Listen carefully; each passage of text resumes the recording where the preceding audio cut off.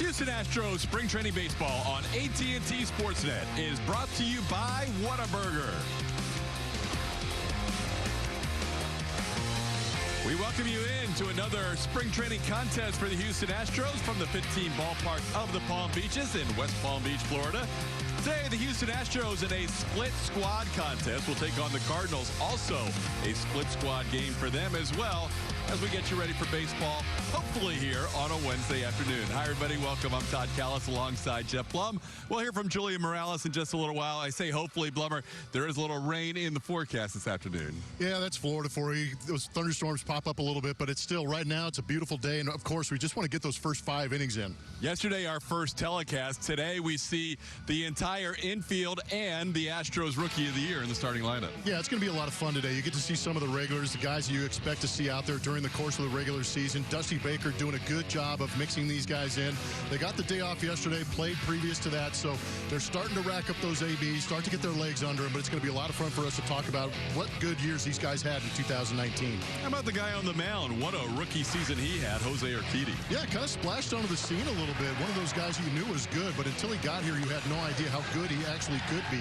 The fastball was incredibly good, able to locate on both sides of the plate, but the big pitch for him was that changeup, and of course that bulldog mentality that pushed him through September on into October.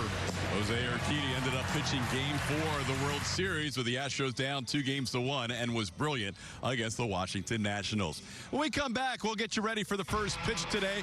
Also, we could see the Astros' #1 prospect, as long as the rain holds off, Forrest Whitley, scheduled to go on the hill today as well. Baseball from West Palm Beach, right around the corner. Baseball on AT&T Sportsnet is brought to you by Toyota. Let's go places. Astros taking on the St. Louis Cardinals this afternoon as we get ready for baseball. More on today's Houston starter with Julia Morales. So much, TK. Yeah, talking Jose Urquidy, we haven't seen him since the World Series. What a great story he was last year. He got that first opportunity in the big leagues in July, had 5 starts that month. Some were rough for him. Other times he was brilliant. He did get another shot, though, in September, getting called up, had 4 appearances there. It's our No Player Does More presented by HEB as we take a look at what he did in September. And then, of course, well into the postseason where he had 4 more appearances, including a World Series start, which he performed on the baseball's biggest stage there. But you see the ERA 129 for him over the 28 innings pitched. What a time for him to really step up and prove that he belonged, prove that his stuff belonged as well. And he said that was such a big year for him. Of course, being a rookie, he'll never forget it, but he felt really good about what he was able to accomplish. And he impressed Dusty Baker, TK, who was actually watching from home. And Baker saying he has a lot of respect for guys who come out of the Mexican League, which he played in before. But that fastball changeup being so good for him, this spring he's working on his slider as well as trying to add a cutter, and he looks to be a key part of the rotation. He should be. He should be in that 4 spot this year, Julia, as we look at the Cardinals lineup that will face Urquidy this afternoon with Colton Wong leading off, followed by Tommy Edman. He's a switch hitter. Paul DeYoung at shortstop. Rangel Rebello first base. Then you have Andrew Miller, Lane Thomas, Andrew Kisner, Justin Williams, and Ivan Herrera. And we are underway. Urquidy's trying to beat the raindrops here as he was ready to go about 2 or 3 minutes before anybody threw him a baseball on the mound. And he starts out this game with a pitch outside. Just another reason to appreciate Jose Urquidy with his ability to grab the ball and go. We like those guys that work fast. One thing we notice about Urquidy, even though he's fallen behind here 2-0, is he is not afraid to throw strikes and pound the strike zone. He works quickly, and generally he works ahead, although that's not the case today. Yeah, the most important thing is that he did it last year when it counted most. And remember, it took a couple of starts or a couple of appearances early on before Jose Urquidy really found his stride and became a pretty good pitcher in that rotation for the Houston Astros and provided support out of the bullpen also in the postseason. Urquidy pitching to Martin Maldonado today. Martin with the Astros for the beginning of the season for the first time after being acquired at the trade deadline the last couple of years. So he'll be working all the way through the rotation at various points this spring, but he really doesn't have to acclimate himself at all. He knows these guys. A lot of the reason why he came back. How about that? Urquidy comes back after being down 3-0 and strikes out Colton Wong to start this game. Let's get reacquainted with Jose Urquidy and some of the pitches that he does use. And misses in September and October of 2019, including the playoffs. He was heavy on that fastball. You could see it ranging from 90 to 94 miles an hour, even ramped it up to 96 when he needed it. But that changeup is really the pitch that we had an idea about, but how effective could it be at this level? And it was highly effective because he is so aggressive with that fastball and getting ahead early in counts. Ended up making 7 starts for the Astros in 2019, a couple of relief appearances, and then used out of the bullpen for 1 game in the ALDS and then 1 game in the ALCS before that start that Julia mentioned in Game 4 of the World Series, where he was absolutely brilliant on the road in Nationals Park in D.C. 5 2/3 shutout innings. This ball sent to left field where Ronnie Dawson drifts back and makes the play. Tommy Edman is retired for the second out on a fly ball on the left. Similar conditions, Blummer, to yesterday. Looks like the ball will carry out to left. We saw 10 of the 11 runs scored on home runs to left field yesterday. The only time I feel like I could ever play a game again is when the wind is blowing out like it is the last 2 days. Come on. We saw you hit a few out during the home run derby last couple years. Yeah, that's only because I knew it was coming. Strike called. Here's Paul DeYoung, shortstop for the Cardinals.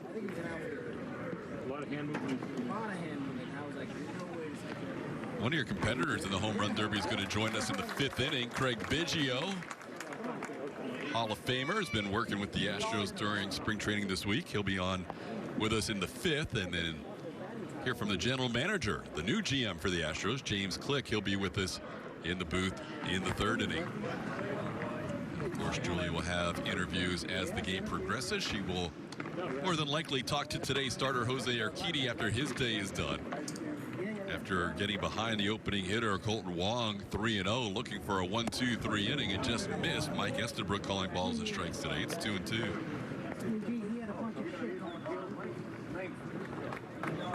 DeYoung last year hit 30 home runs, batted .233. He was an all-star on his 4th year with the Cardinals. Hits the ball hard, but Altuve is there and gets just underneath his glove. Altuve in the shift on the shortstop side of second, can't make the play, and DeYoung on first base with 2 outs. Another one of those analytic opportunities put Altuve in the right spot. It's going to end up being a base hit getting under the glove of Altuve, but the reason the Astros play the shift is for reasons like that. He was in the right spot, just was unable to get the glove down to catch that ball and make the play. So now Urquidy will work with a runner on for the first time. Rangel Ravelo is the batter. And Ravelo takes a pitch for a ball. Urquidy's just 24 years old. Made his debut last year in Colorado on July the 2nd. This ball popped in the air. Yuli gives it a look. Coming on McCormick, and Altuve says, I'll take it right in between both of you. Mr. Pop-Up Jose Altuve takes everything he can get near. He's not afraid to go get it, maybe trying to make up for that ground ball that got by him, but a nice little Willie Mays Hayes to end the inning. Astros will bat in the bottom half of the 1st inning against the Cardinals. Miles Straw will lead things off. He'll be in center field. The speedy outfielder is in front of Jose Altuve, Alex Bregman. Jordan Alvarez bats cleanup. Carlos Correa in the 5 spot. Yuli Gurriel, Martin Maldonado, Chas McCormick a grand slam yesterday, and Ronnie Dawson, one of 2 lefty hitters. Facing the lefty for the Cardinals today, Genesis Cabrera. Good left arm from Cabrera. See the numbers last season in limited action for the St. Louis Cardinals. That fastball can get up to 96 miles an hour, and he will pitch up with the 4-seamer and throw the occasional sinker down the zone. He'll back it up with a curveball and a changeup. 23-year-old, 3rd-ranked prospect in the Cardinals organization, according to Baseball America, as Straw fouls one away. Miles already with a spring training home run. He has 3 at-bats. He's 2 for 3 with a home run. Didn't hit a home run last year in 56 games.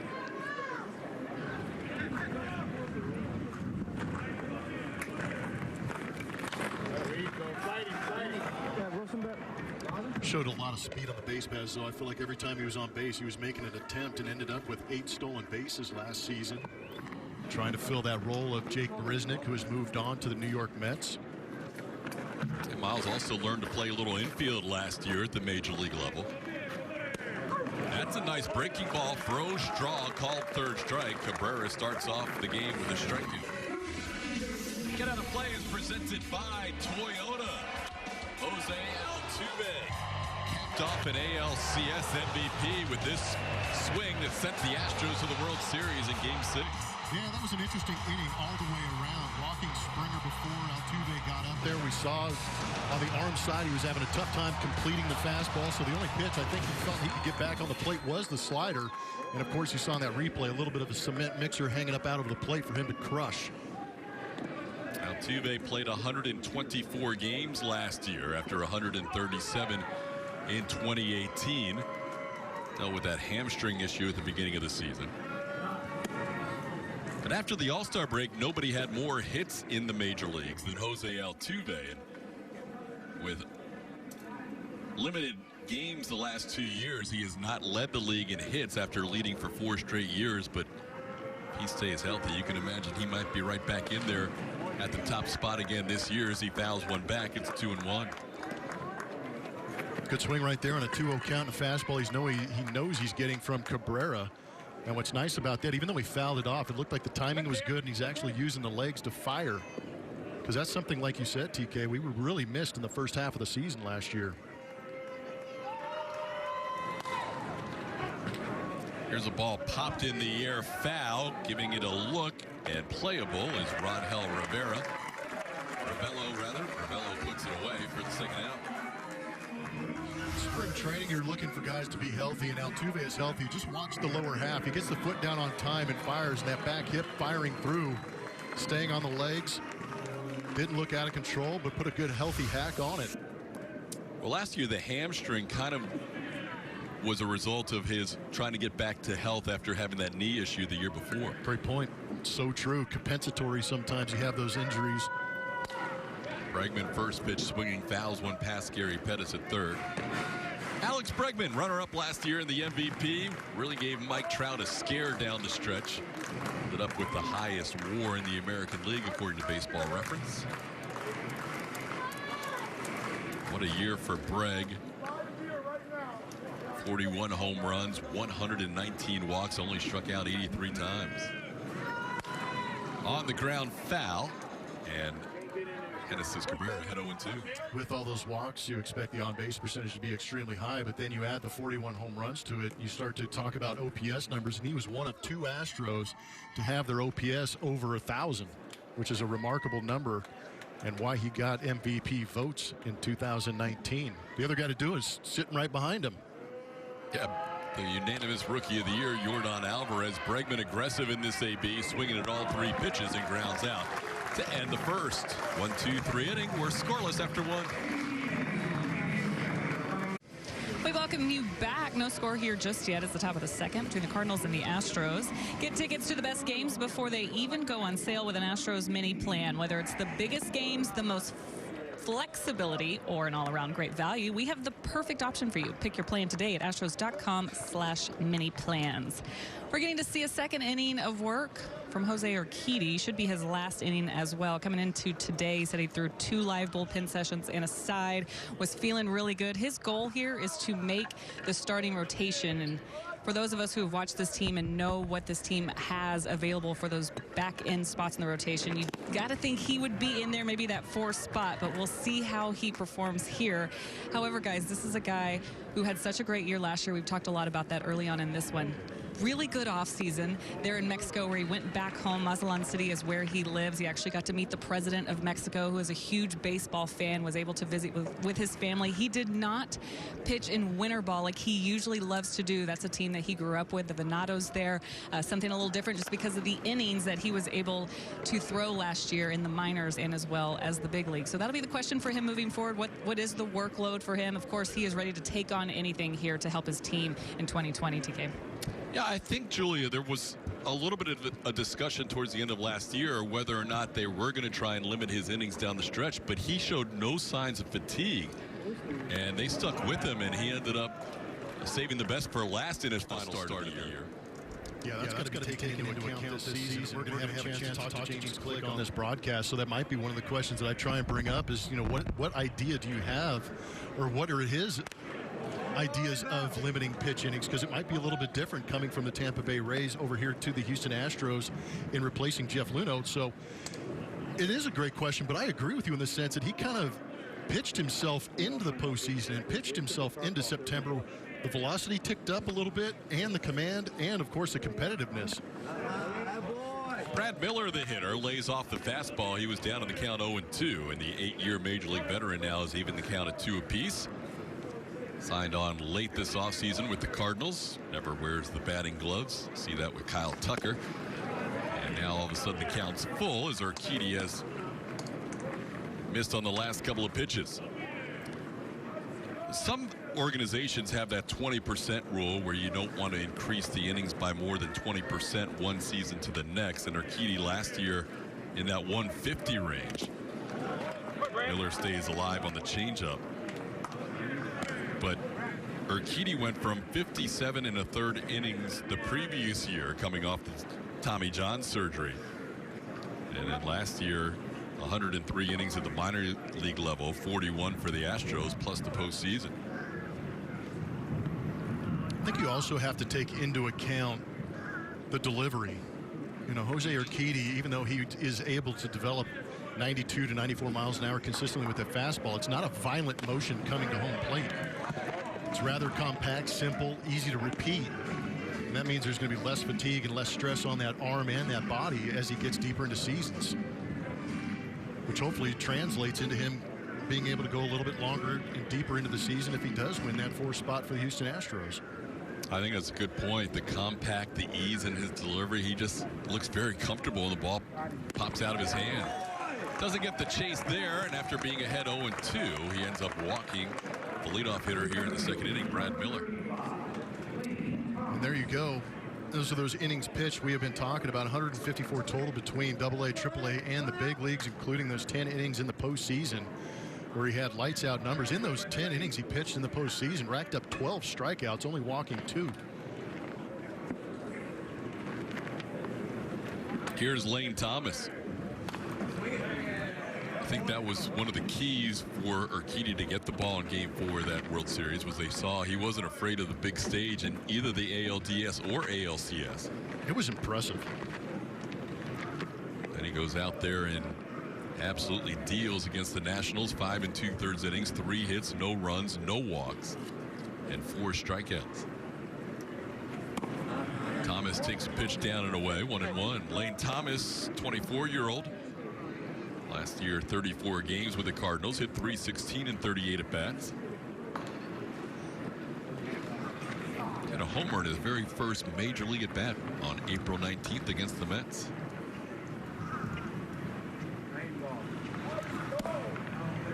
Doesn't miss by much. Martin says nice pitch. Doesn't get the call. It's 2-1. Always love the communication with Martin Maldonado and his pitchers. He is very encouraging behind the dish. And he definitely advocates for his pitchers, working with the umpires behind home plate too. Every time you see a catcher move his head to the right or left, it may look like he's looking into the dugouts, but he may be given a little bit of a encouragement to the umpire to get that zone, but he did not get the call on that strike. I guess Estabrook a little tight in this inning against Urquidy. That one might have been a little low. 3-1 the count now after an opening walk in this inning to Brad Miller.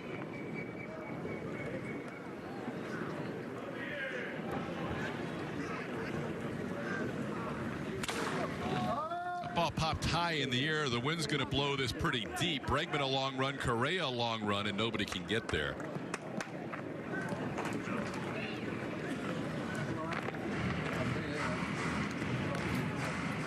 Here's a look at the possibility of the Astros starting rotation. Obviously, the first 2 are locks. Lance McCullers coming back off Tommy John surgery, should be inserted into that 3 spot. And then Urquidy, if he's able to repeat the performance that he had at the end of last season, moves into that 4 spot, or at least has the early lead on it. But then that 5th spot, a couple of names we've heard being tossed around: Forrest Whitley, Josh James. Austin Pruitt. Framber Valdez may sneak in there. But considering how much you lost out of that rotation last year, it's got to be relatively comforting knowing you have at least 4 spots possibly. That ball's in the jet stream and gone. Hit well by Lane Thomas, and once he caught that wind, it was easily a home run, a 2-run shot by the Cardinals center fielder. They take a 2-0 lead. Yeah, not Urquidy's best command performance. A lot of pitches up in the zone between the fastball and changeup. Unable to complete some of these pitches down. You can see that one up and running back over the plate. Lane Thomas just gets that foot up and down real quick, throws the barrel at it, and like TK said, elevate it and let it fly. Well, Thomas puts the Cardinals on the board, and now Urquidy will face Andrew Knizner.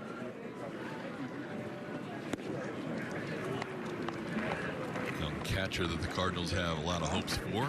Last year made his big league debut on June the 2nd.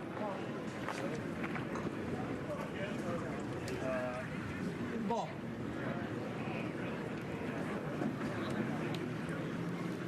Attaboy.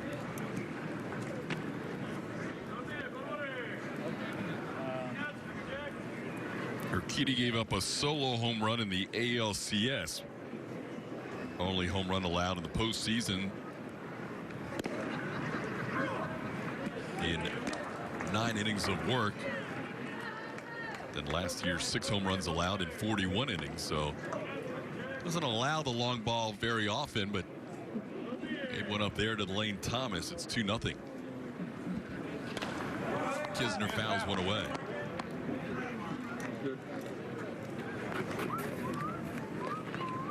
Knizner, 18 games with the Cardinals, 66 with Memphis last year. As you see the wind blowing out to left, it'll be tough for left-hand hitters to get one out to right, and the righty should have a little help. Knizner stays alive. I don't know, for me, just a little bit watching Urquidy in this appearance, it looks as if he's feeling for that slider. Not really finishing it, snapping that thing out of the wrist. And again, it's spring. Urquidy working on things.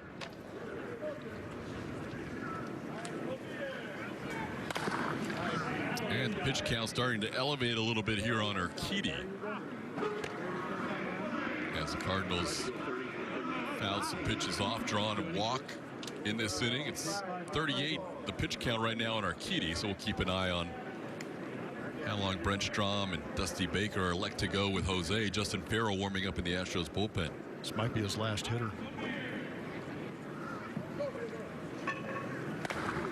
That one high in the air. Correa goes out, but this will be pushed to the outfield. Ronnie Dawson, the left fielder, takes care of that for out number 1. And on cue, as Blummer mentioned, it was his last hitter. Here comes Dusty Baker, so Jose Urquidy is going to go 1 1/3 innings today.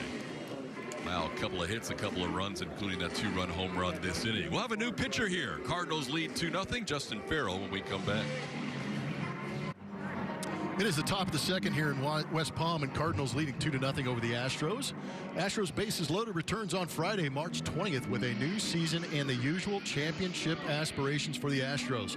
We'll preview 2020 and much more on Astros bases loaded March 20th at 6:30 p.m. only on AT&T Sportsnet.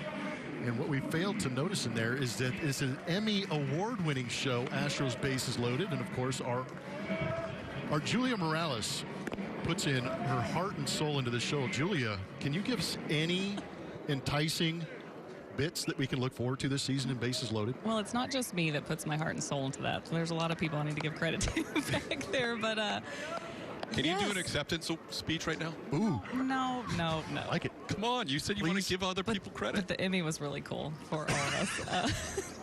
Did you bring some it? good stuff. We've got some good stuff coming. That ball's tagged, Julia.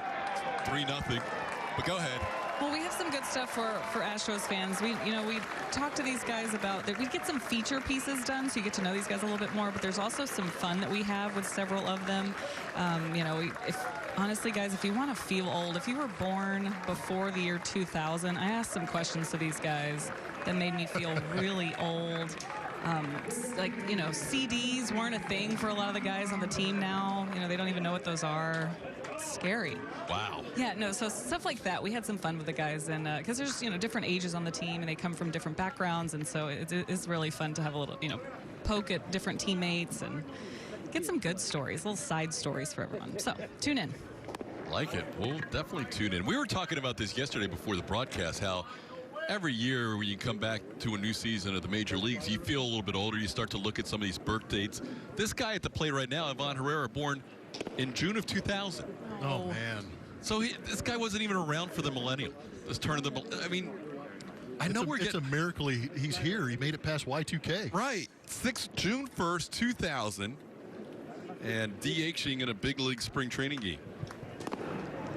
That's when you start to go, wow. No, I'm with you on that.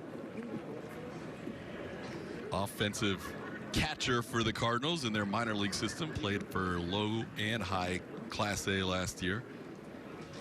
But only 19 years old.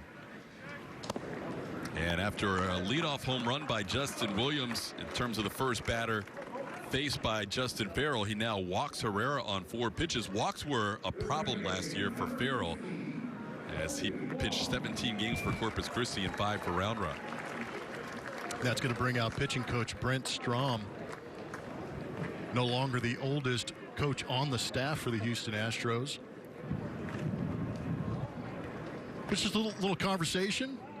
Justin Farrell probably didn't expect to be in this game as soon as he was.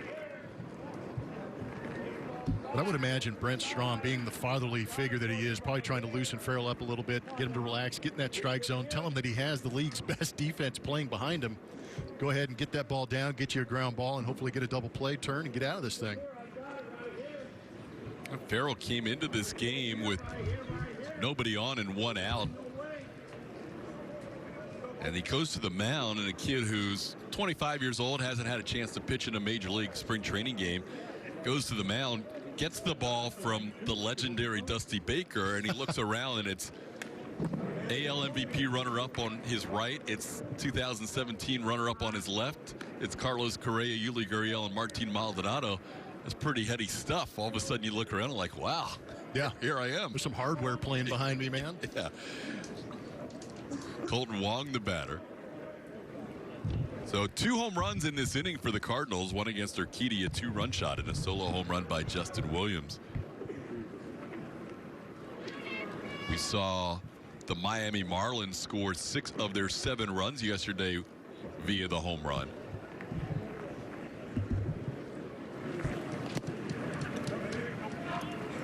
And the Astros got all 4 of theirs on 1 swing when Chas McCormick hit a grand slam. McCormick back in there in the lineup in right field today. Swung himself into the opening or the starting lineup the next day. That was nice.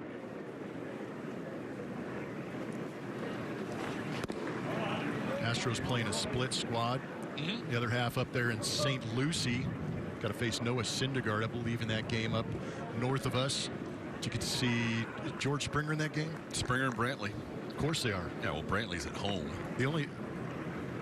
Yeah. He lives there. So. Yeah, but so they didn't drive together? There's no potential for a early flat tire situation? Ooh, that's a good question. I mean, Julia might know, but I would assume maybe they did carpool to that game together. Who knows? Well, he's got to be putting George up at the house, right? That's what I was thinking. If anything, there was a slumber party last night. No doubt. Yeah, we'll have to keep track of that game, see what's going on in that game in St. Lucie. Austin Pruitt will start that one. Back-to-back walks after the solo home run allowed by Farrell. He walked 28 last year in 36 2/3 between Corpus Christi and Round Rock.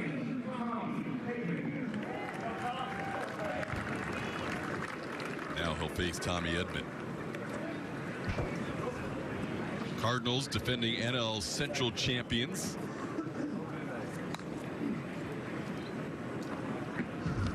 Looking to see that offense make a step up. Pitching's a this spring. Looking at some different guys in spots, but they've lost Marcell Ozuna. They'll have to replace his offensive numbers. Jose Martinez also traded away.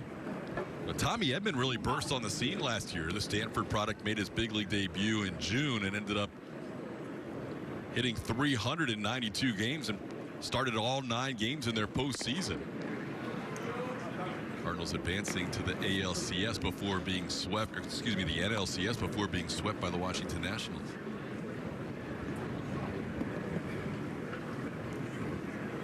Edman, mostly an infielder, also played some right field, second base, third base, and right field. And Farrell continues to struggle with the strike zone. Pitch in the dirt, advances the runner to third.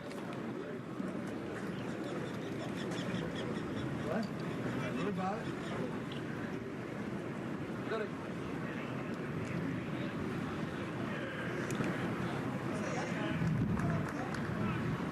2014 draft pick was Justin Farrell at Connors State Junior College.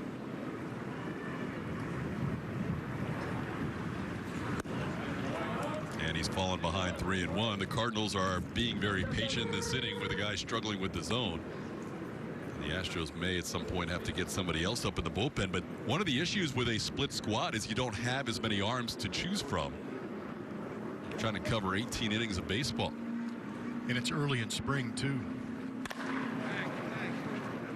That ball sent high in the air. McCormick giving it a look. He will have a play right along the wall there, and nobody tries to advance.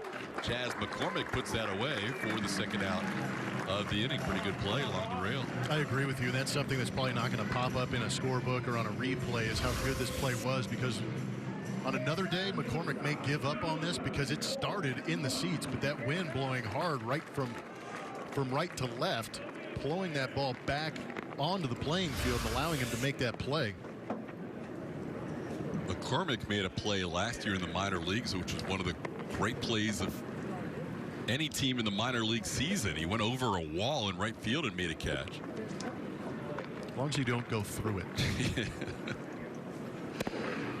Rodney McRae made that famous. Yep. I played in a golf tournament with him this offseason. No kidding. Yeah. He's a great dude. Crash. Basically, he's like, just call me Crash. I mean, he doesn't want to be called Rodney. Just call me Crash. Yeah, that play will never get old watching it. Paul DeYoung, the batter, with a 1-1 count. So in this inning, Jose Urquidy faced 3 batters, gave up 2 runs, and now Justin Farrell on for the rest of the inning. He'll face DeYoung as his 5th batter of this inning.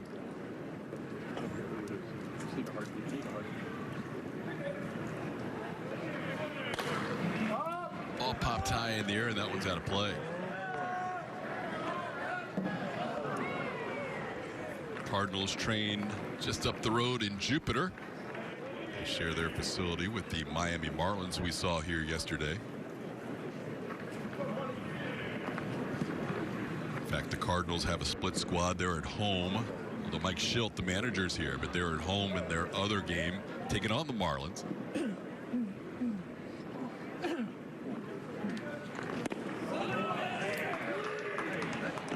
Noah Syndergaard went 2 innings against the Astros today in St. Lucie, Florida.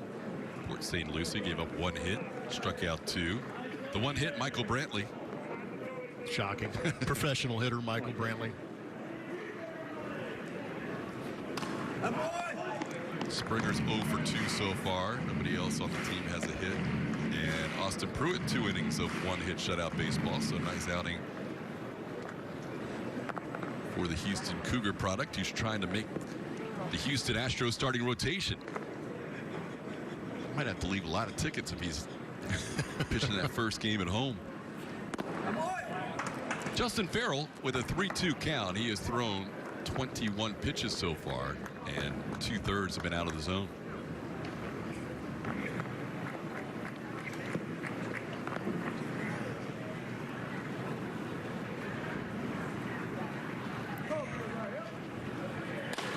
On the ground, Bregman will field it in foul territory.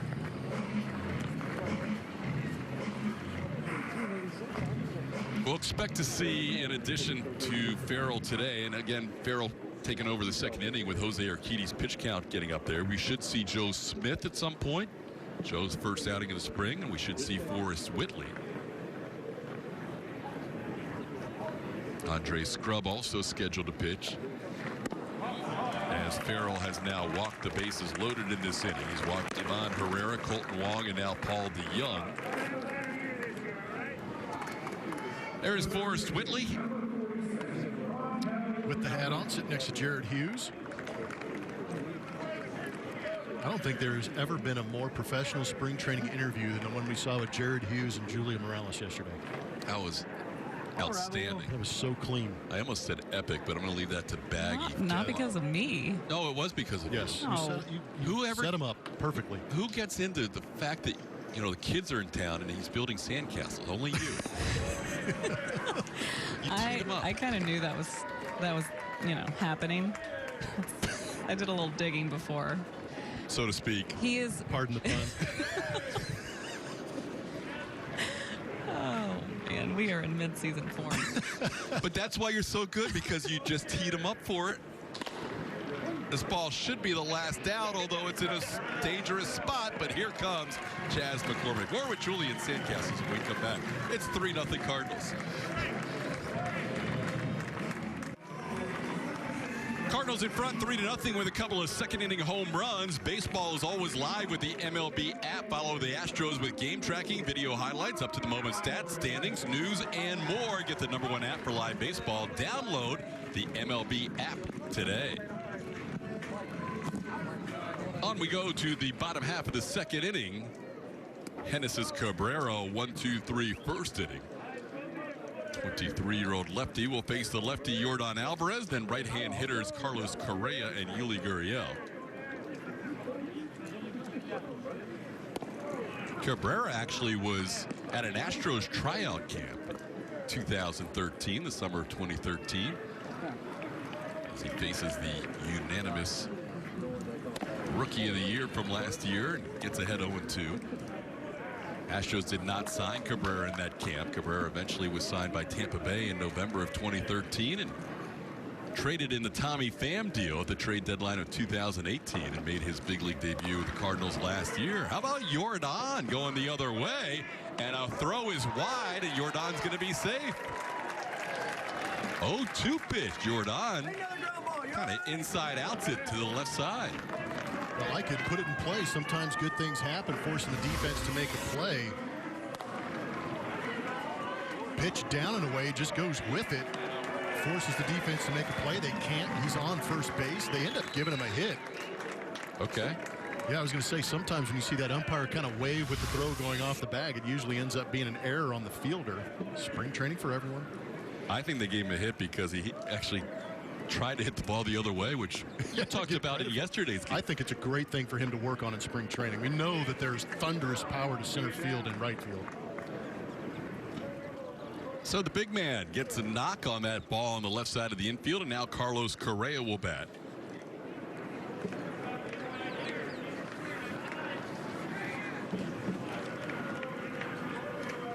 Correa playing in a career-low 75 games last year. A couple of stints on the injured list. Sends one into right field. Even those balls into right field when playing a little tricks with that. Justin Williams hangs with it for the first out. Something a little bit different about Carlos. It looks like in spring he's trying the long pants. Oh, yeah. They're tapered. They are really tapered. Yeah, if you do some digging on the 1999 Montreal Expos, man, if you were in the big leagues, you asked to have your pants tapered. It was awesome. Really? Oh yeah, I had Will Cordero's pants, and I had them tapered. Did you really? Oh, it was outstanding. Right to the shoe tops. How about that? Yeah. So you would notice something like that with Carlos. Now Yuli's got. Well, he's always been a high pants guy. Right. So with them down, I mean, it's striking as it is, and then tapered like that, it's old school. Yuli's the other style. He's got the pants over the back of his shoe. Yeah. That's a little more contemporary. Yeah, but it's even more aggressive than most. Yes. You just tuck it behind the back spike underneath and hold him down. Yuli has his own style. We know that. Oh, man. Yuli is the best. Yuli was the best last year. A career year for him. Like that transition. Career high in everything. Hits, home runs, runs batted in. This ball slowly hit to third, and that play made by Tommy Edman for the second out. On the play, Jordan moves to second. So Yuli retired. Yuli batting 6th today. Last time Jose Urquidy pitched with Yuli in the lineup was Game 4 of the World Series, and Yuli batted 5th that day. So he batted 6th in the spring training game. The game in Washington didn't have a DH, so he batted 5th. But the RBI totals will really jump out with Yuli as an Astro. But last year, it was unbelievable how he finished out that season, getting over 100 RBIs. He was a machine. He was. There was a point in May where he took off. Yeah. And it was just like... You couldn't hold him back. Unstoppable. But that's the beauty of this lineup for now Dusty Baker is how deep it is. You have a guy with 104 RBIs hitting in the 6th spot. Right. And you have all those guys that are high on base percentage guys in front of him. You expect the same opportunities again this year for Yuli to do the same thing, hopefully. And think about this. We don't have a Springer or a Brantley in this lineup. That's another great point, yeah. Springer will obviously take the top spot where Straw is today, but Brantley will be in that mix ahead of Yuli somewhere, you would think. So that'll be a pretty good 7-hole hitter for Dusty Baker's Houston Astros this season. Last year we saw Yuli bat ahead of Carlos Correa. Today Carlos hitting ahead of Yuli. Martin in that 7th spot today, down in the count 0-2. Yordan Alvarez on second with 2 away. Ooh, that's a tough pitch. Yeah, it was. Genesis Cabrera looking good in his 2 innings of work. Only an infield hit allowed in 2 shutout innings. Cardinals lead the Astros 3-0. We move to the top of the 3rd here in West Palm Beach. And are you following AT&T on social media? From highlights to exclusive player interviews, we've got you covered. Find us on Facebook, Twitter, and Instagram for all things Astros all season long. TK and Blummer have a special guest. Who you got, guys? We got the new GM, James Click's in the house. How are you? I'm good. Good to see you. Yeah, you too. How are you guys? James? Doing great. That orange looks good in between the blue. I like it. Yeah. It's like we planned Like we planned this, right? It's so good. No, I won't tell anybody you guys called me this morning, told me what to wear. So is this where I kind of leave the booth and let you guys just reminisce and talk about good times, go back? You're part of the Tampa Bay Oh, okay, family yeah. too, right? Well, briefly. It wasn't exactly special. He was devil raised. He was special to all Yeah. of them. 14 years, Oh, right? I am. 14. How about that? 14 years. Well, welcome. Our Thank first you. chance to have you on our broadcast. I know it's been a whirlwind. How crazy has it been? I think you summed it up pretty well. It has been very, very crazy. It is, anytime you get into these situations, anytime you take one of these jobs, you know that there are things that need to be addressed. In this case, it's not the usual where it's the major league roster or the farm system or something like that, but it's some off-field stuff. So it's a lot of conversations right now, and Dusty and I are both playing catch up, trying to get to know the players and the staff and everybody. So, but it's going well. A lot of really good conversations. Have you been doing laps between West Palm and Houston, trying to get the family settled in, trying to get settled in here? I mean, I know that the transition happened so fast for you considering what has gone on. How are you adapting? Yeah. Not a lot of sleep, Yep. And just trying to keep it all in balance. But we're not gonna move the kids until after the school year's over. It just didn't make sense. So we have a couple months. Yep. It'll allow me to focus on the job, focus on the people here, getting to know them, getting to know you guys. Kids will get done with the school year, and then we'll get out there. Brad Miller facing Joe Smith, a couple of veterans here to start the 3rd inning. And James Click joins us up in the booth. We know this guy. Right now, with Fernando Rodney not having signed with anybody, he is the active leader in games pitched. So there's a good chance, having signed a 2-year deal, that no matter what Joe does in the spring, he'll be ready to go come opening day. I did not know that. Yeah, how He's about the that? Active leader. Wow. Active leader in games pitched, Smitty. Dude, he's pitched so long, I've faced him. That's good. Joe Smith takes over here in the 3rd inning. So obviously, speaking of Tampa Bay, 14 years there, now joining the Astros. 2 of the well-known, most highly analytic teams there are.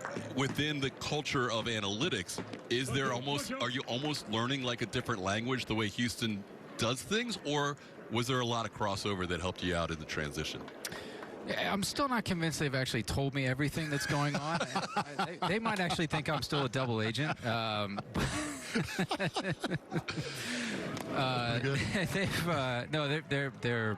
They're catching me up to speed as best they can. A lot of it is very, very familiar. There's a lot across the game. I mean, this is no surprise to anybody. Players change teams all the time. Executives change teams all the time. the language is very, very similar. So yeah, a lot of it's similar. A lot of it's there are little differences from team to team. So hey. Strikeout. So yeah, go ahead. I don't know. You can call it. You can call it. If you're talking, swing. There you go. If you're talking while play happens, take it. All right. So the transition is obviously on right now for you. You've got buddies that are running teams in L.A. Yep. In Boston. Yep. And in Tampa Bay, obviously. Yep.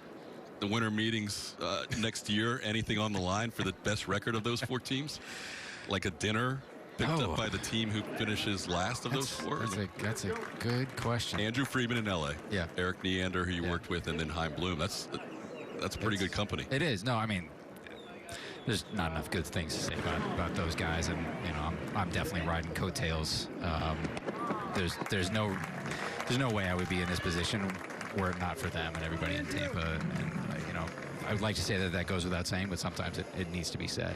That said, I think the only group or entity that is now controlling more capital than former Rays executives is Scott Boras after the winter that they had with those agents. But, that was a good 3 days of winter meetings for Scott. He had a pretty good, they had a couple good days. But yeah, I've got, you got me, Andrew, Chaim controlling. I don't know what our total payroll is at this point.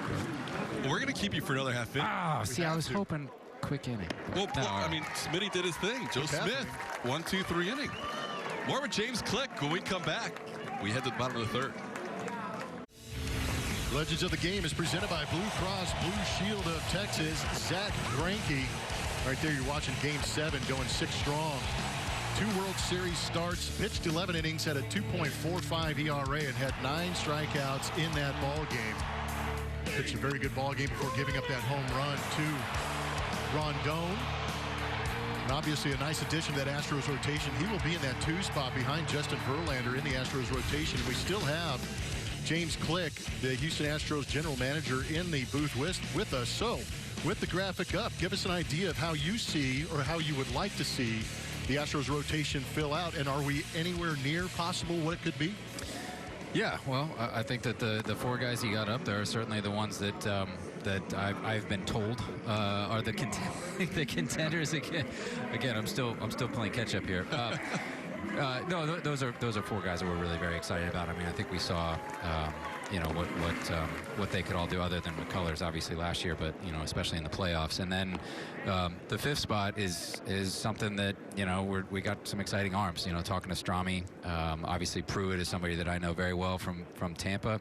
We've got Josh James. We got Framber. I think we'll kind of see how that shakes out over the next couple weeks. But if this game has taught us anything, it's that we're going to need way more than 5. So even if these guys don't break camp on a strict 5-day schedule, I expect that we're gonna need a lot from all of them throughout the course of the season. Yeah, one of the things we heard about Jose Urquidy coming back from his Tommy John surgery is pitching, innings limits, and Lance McCullers being the most notable guy in that rotation who is coming off that Tommy John surgery. What is your experience with it, and how do you feel about pitching or innings pitched limits? Yeah, it's a good conversation to have. It's something that I need to talk to our trainers, our strength people, our pitching coaches, the players themselves. There is a lot of debate out there about what pitch limits ought to be. Is it healthy to keep guys on a certain innings limit? Is it a pitch limit? Is it a high stress innings? What's the unit that we're even talking about when we talk about these things? So there's a lot of literature out there about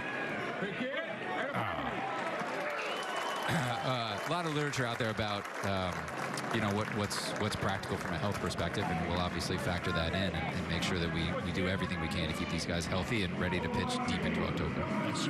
Is one of the big differences for you, obviously, learning this new team, but in the past you would give suggestions, strong suggestions. I'm sure Eric and Chaim would take your suggestions, but now your suggestions are the final say pretty much.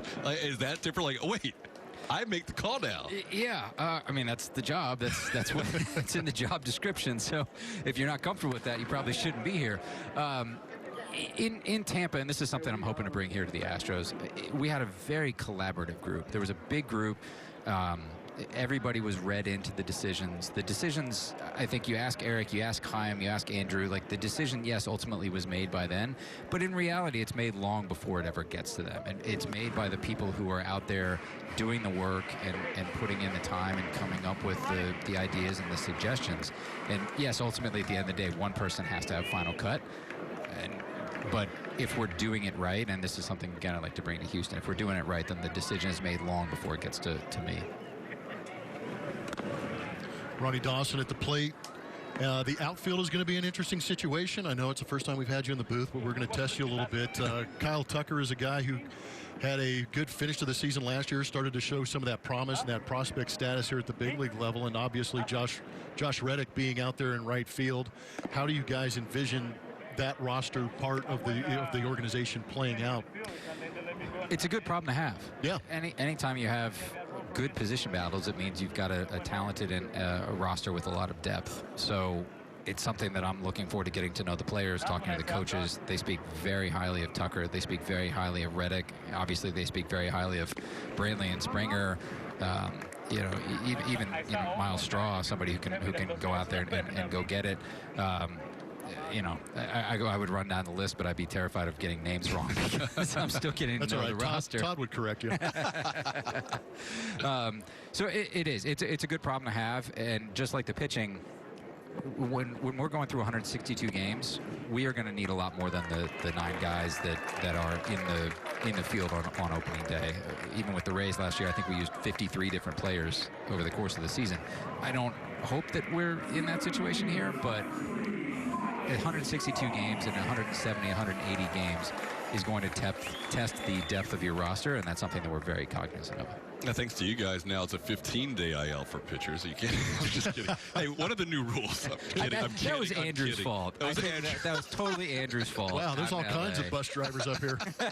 But one of the new rules that is getting a lot of attention, and rightfully so, is the minimum 3 batters. As you've done your thought process as to how this season's going to play out, how does that change things, whether it's in roster construction or how Strami and Dusty use that pen? Yeah, it's been a fun conversation. I don't think it's actually going to change things terribly too much. Okay. MLB has done a lot of analysis of this and has determined that some very, very small percentage of outings would actually be affected by the rule. It's one of those things where as soon as it gets in place, I think we'll all just get used to it, and it'll be very difficult to even remember what it was like before we had it. It'll obviously change the calculus. Let's say there's 2 on, or so, let's say there's 1 on and 2 out, and there's a lefty up there, and there's 2 righties coming in. You're probably going to be a little bit more reluctant to bring in a lefty, because if he doesn't get the lefty out, now he's got to face 2 righties. You got a couple guys on. It will change things a little bit there. We'll have to have some conversations with Dusty and Joe Espada and everybody to make sure that we have thought that all through before we get into the game. The last thing we want is to get into a game, have the emotion going, the adrenaline going, and not have thought through possible decisions. Miles Straw sends one to left field. This ball carrying pretty well. Straw hits another home run. Miles Straw looks into the dugout. Didn't hit a home run last year and has 2 already on the spring.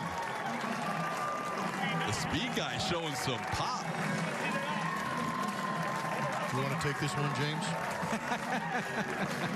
Well, I just said his name. Do you think it works if I say a guy's name that'll hit a home run the next at bat? I'll tell you what, it does you a good job when you do something nice and the GM is sitting in the box. Did a good job of actually pulling his hands in on that pitch and almost looked like he was fighting it off. But today, if you elevate it and get it up in that wind, it's going to go for quite a while. And the second home run for Miles Straw is probably telling everybody in the dugout right now, I'm a power guy. Did you see his look when he came around first? Yep. He said something to somebody before that AB. He had to. And Straw is one of the most likable guys in that clubhouse. He gets along with everybody. There was some sort of side bet in the live BP the other day with Straw, and I forget who was pitching, but we had 9 or 10 guys out there judging whether or not he got a hit or not. So I'm sure he's happy to talk about that if you guys want to grab him. Look at him turning first, and he looks in. Last year, he had 0, and his buddy Jordan wins Rookie of the Year. This year, Jordan's sitting at 0 in the spring, and Miles is up to 2. So maybe he was looking into Jordan. I'm not doing anything to Jordan, but being nice to the guy. He is massive. Altuve called out on strikes as Angel Rondon, the minor league pitcher of the year last year for the Cardinals, picks up out number 2. So, James, I know you're probably wearing the Tiger Woods golf hat because this is the only place you can wear it. You cannot play golf probably for at least 6 months now, right? I haven't played golf in a long time. But I know Jim Crane really likes it, and he might try to drag me out there and show me his 0 handicap at some point. Oh, so. Get ready to play speed golf if you play with Jim Crane. Oh. And you're probably going to play on some of the purest courses you've ever played, too. That, too. Yeah. It's good to be friends with Jim. Yeah, no, it's been great so far. It's been great getting to know him. It's been great, seeing how much he cares about this team and the players and the city of Houston. I mean, that's the thing that has really shown through to me in all the conversations that we've had. Well, speaking of conversations, I think it was kind of interesting the other day to hear him speak a little more freely about the potential payroll expansion if necessary. Does that excite you at all? Well, I like starting these stories with 2 outs and 2 strikes. I get cut off before I get going. I'm a salty veteran, too. And the way Bregman's swinging today, I don't even know who's in the box. He's normally the guy that takes pitches. This ball sent to left field. The win. The win. Yes. We've got another one on the board. That might be why he was swinging early and often. He just wants to give us another minute to get through that story, I guess. Yeah, he wants to hear about the payroll. Yeah. No, it was a very preliminary conversation. I think it got expanded on a little bit in the rumor mill out there. Oh, come on, that never happens. No, never. Basically, what happened was I didn't know how he felt about the CBT line because a lot of teams out there have talked about how they want to get under it. Yep. And the current roster is projected to be over it for the first time in Astros history. And I just wanted to make sure before I took the job that the first day I wasn't going to have to go find $20 million to trim off the roster. And so, his response to that was, he doesn't want to be over it all the time, but, when we have a good team, when we have a competitive team, that's not something that he's worried about. He's not prioritizing getting under the line for this team. And so those comments, I think got spun a little bit, and I needed to clarify that. And I think what's great, too, is, TK had mentioned how there are Tampa Bay front office guys kind of starting to sprinkle throughout the big leagues. And I think it's interesting coming from Tampa Bay, where it is a small market. There's no shying away from that fact. And now you're starting to see you guys from that small market move into some bigger markets, and it really benefits a lot of these owners who do want to spend what they want to spend smart. Yeah, except that they don't know that we don't have any idea how the CBT works because we work in Tampa. Hey, buddy. Great to see you again. Good to see you Great again. work. Welcome Good to see aboard. James Click, new general manager of the Houston Astros. Good inning. Great inning. 3-0 in the third in favor of the Astros. It's now tied at 3. Back here in West Palm, top of the 4th inning, we are knotted up at 3 apiece. Ball flying out of here. And the scouting report is presented by your local Honda dealer. Forrest Whitley, give you an idea about this young prospect. Still only 22 years old. He's got that build. He is about 6'7", 6'8". Does a good job with those wide shoulders, strong legs to drive towards home plate. Rough 2019, came out of spring training, had to work a little bit backwards getting back into the upper levels of the minor league system. He has major league stuff, but the durability for me is the question. He has yet to eclipse 200 innings in his minor league career, so that is really the only question for me are those last 2 items on that scouting report.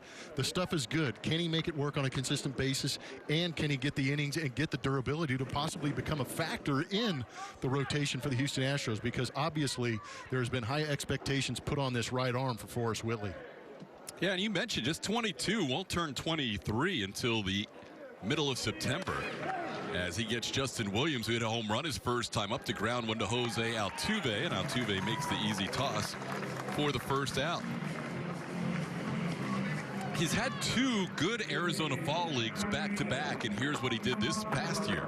Yeah, and it was early in his minor league career that showed the promise, but it's really these numbers in the Arizona Fall League, which is a highly competitive, high prospect league, so he's facing some great competition. And you see the numbers, 32 strikeouts in 25 innings. That's what the Astros want to see a little more consistency in, are those types of numbers from this big right arm. Usually guys who are pitching here at the 15 ballpark of the Palm Beaches haven't spent too much time the previous year around West Palm Beach because this is a lower level Florida State League Class A. So you're talking about, or it is a high Class A, but still you're talking about a big jump for a guy to go to high Class A to pitching in a major league spring training game the following year. But Whitley was here for 7 weeks as he was trying to they put him on the IL, but I think it was kind of a reset button too for him also mentally to try and get back to the guy that they know he can be. Yeah, you know, you don't want to be too hard on the young man because, again, I keep reminding myself he is 22 years old. We've heard the name so frequently that when you do hear kind of recharge mentally or have an issue with that, kind of, it's not a red flag issue, but it's something you do need to work on because he has the stuff. It's just putting the mind behind it and having faith in it and being able to go out there and execute it. Facing Ivan Herrera here. Julie, what do you have on Forrest? Yeah, just talking about his last year. I mean, he told me just lots of failure, very, very tough. There were some ups, but a lot of downs for him. And he said, that experience, though, helped him grow as a person. You know, he came in feeling like he wanted to be comfortable in his own skin as well. And he says he's doing that right now. Also came in what he called a little less prepared. He's been working out, but he threw less this offseason. He said because he had done so much throwing the last couple of years, he said, usually I throw 10-plus bullpens, 4 lives, and I come in mid-season form ready to go. But that also it led to him fatiguing, ultimately getting hurt. So a little bit of a lower load this offseason, using camp to get ready. He's hoping that can help this season as well. Breaking ball sent in the air to right field. Herrera's retired for the second out, so Whitley has retired both batters he has faced. And Blummer, you see this when you play it, and it's obviously still the situation. Once you're a high draft pick and a highly touted prospect, you can't stumble without everybody noticing it.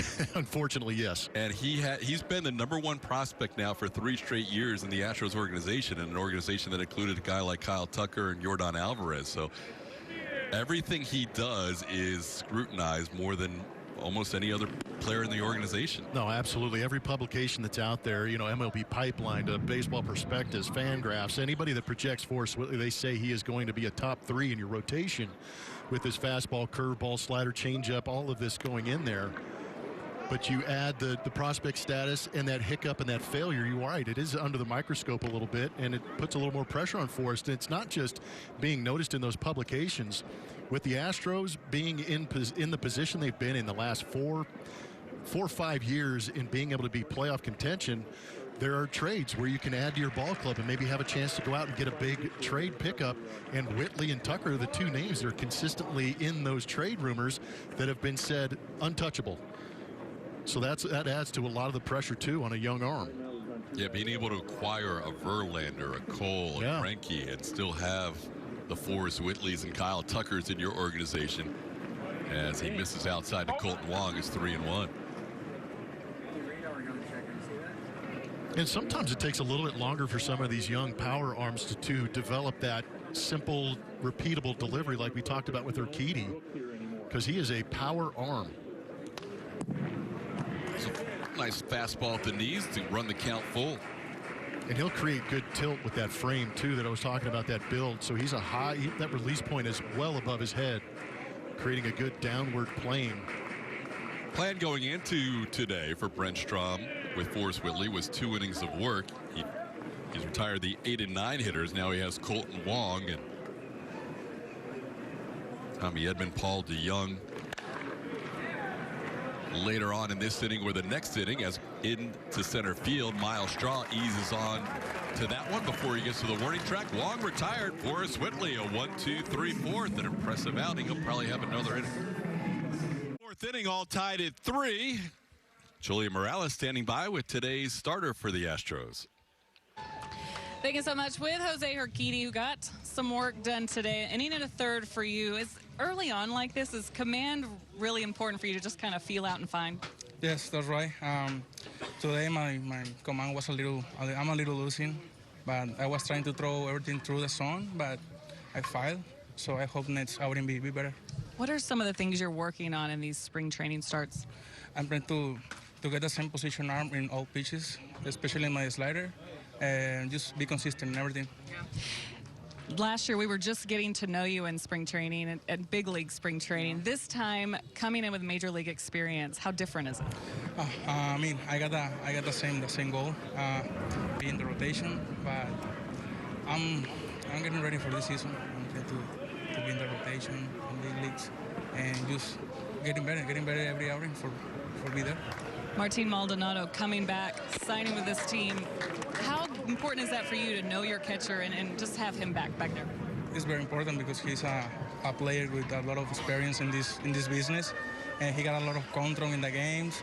I got my confidence on him 100%, and I like to play with him. I know this is a lot of work for you, but what do you do for fun in Florida? Right now I'm resting. You know, these days spring training is very long, but in the afternoon I'm trying to get a sleep, and I just get some food and just hang out, tranquilo, just chilling. Thank you so much for spending some time with us. Welcome. Good luck with the rest of spring training. See, he goes to sleep early too, guys. Nice, well played. Well played. Good for Jose Urquidy. I know last year at times he used a translator. I know he's been working on his English. And good to see him do that interview with Julia. I actually, just on the English-speaking part of it, it's tough for some of these Latin players to come over from Mexico, Colombia, Venezuela. It's tough for them to acclimate to the American lifestyle. So I appreciate what a lot of organizations do. And there's academies down in the Dominican Republic, and they really put these guys through the rigors of learning how to speak English, so that they can, acclimate to being here at stateside, which is awesome. So it is great to hear Urquidy doing a very good job with that interview in English. And even though he was very soft-spoken, you could sense a little bit of that excitement looking forward to 2020 because of how he finished in 2019. And it's also nice to hear him say that he's going to work a little bit harder to make sure he earns that spot in the rotation. Yuli Gurriel, after Carlos Correa popped up to start the inning, grounds one to short, and Angel Rondon has 2 outs here in the 4th inning. Rondon gave up a couple of home runs last inning, a Miles Straw 2-run home run, and Alex Bregman's solo shot. This is a kid they have a lot of high hopes for. He was Texas League ERA leader last year, now 22 years old. He'll face Martin Maldonado. The only thing about that interview was we didn't get to talk about Carlos's new look in that at bat either. So. I know. I need to get after Carlos and see what's going on there. Martin Maldonado takes a pitch for a ball. Our team struck out looking his first time up. Astros tied with the Cardinals in this game. In the split squad game in Port St. Lucie, the Astros are winning 3-1. Austin Pruitt, the first pitcher for the Houston Astros, go 3 innings in an outing this spring. He goes 3 shutout innings today. Joe Biagini gave up a run. Michael Brantley 2 for 2 with an RBI. Ledmus Diaz has an RBI, and Dustin Garneau DHing has a run batted in. Maldonado grounds one foul. It's now 2-1.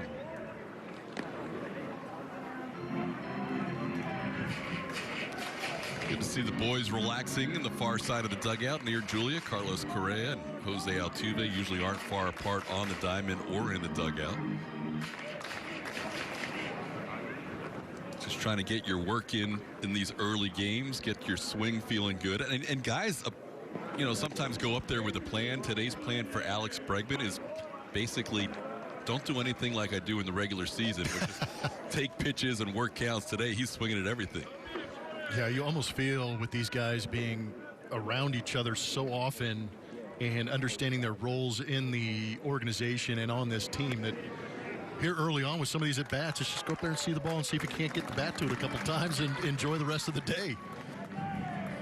Today's What a Play is presented by Whataburger.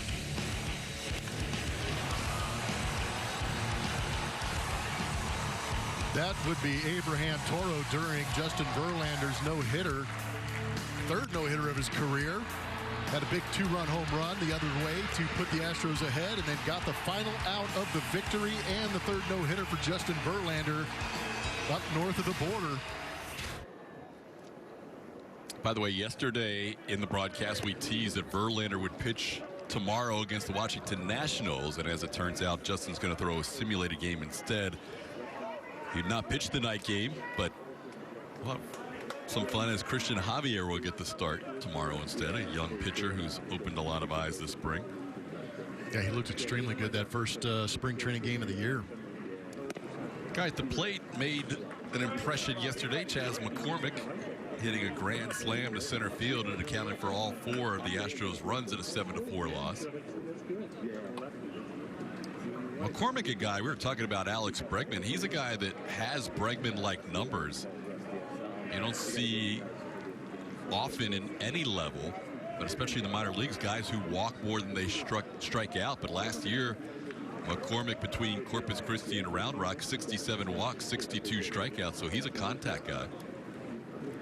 14 home runs, 66 runs batted in. There's that home run from yesterday for Chas McCormick. Had the bases loaded, nobody out, and did a good job of getting a pitch in a 2-strike count that was elevated that he could drive to the outfield. Then he got a little bit extra, shooting that over the center field wall for the grand slam.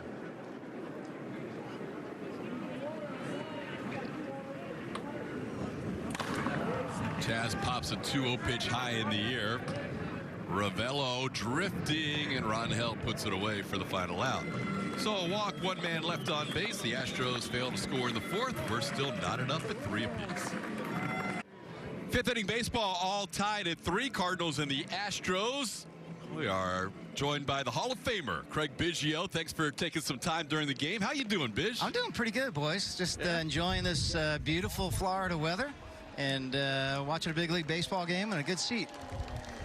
You've always got the best seats, Biggie. How's it going? This is a good seat. I mean, this is good. You know, you get to put the uniform on. You know, during the season, you stay in your, your little street clothes. But this is good. You get an opportunity to just kind of mess around with the guys a little bit.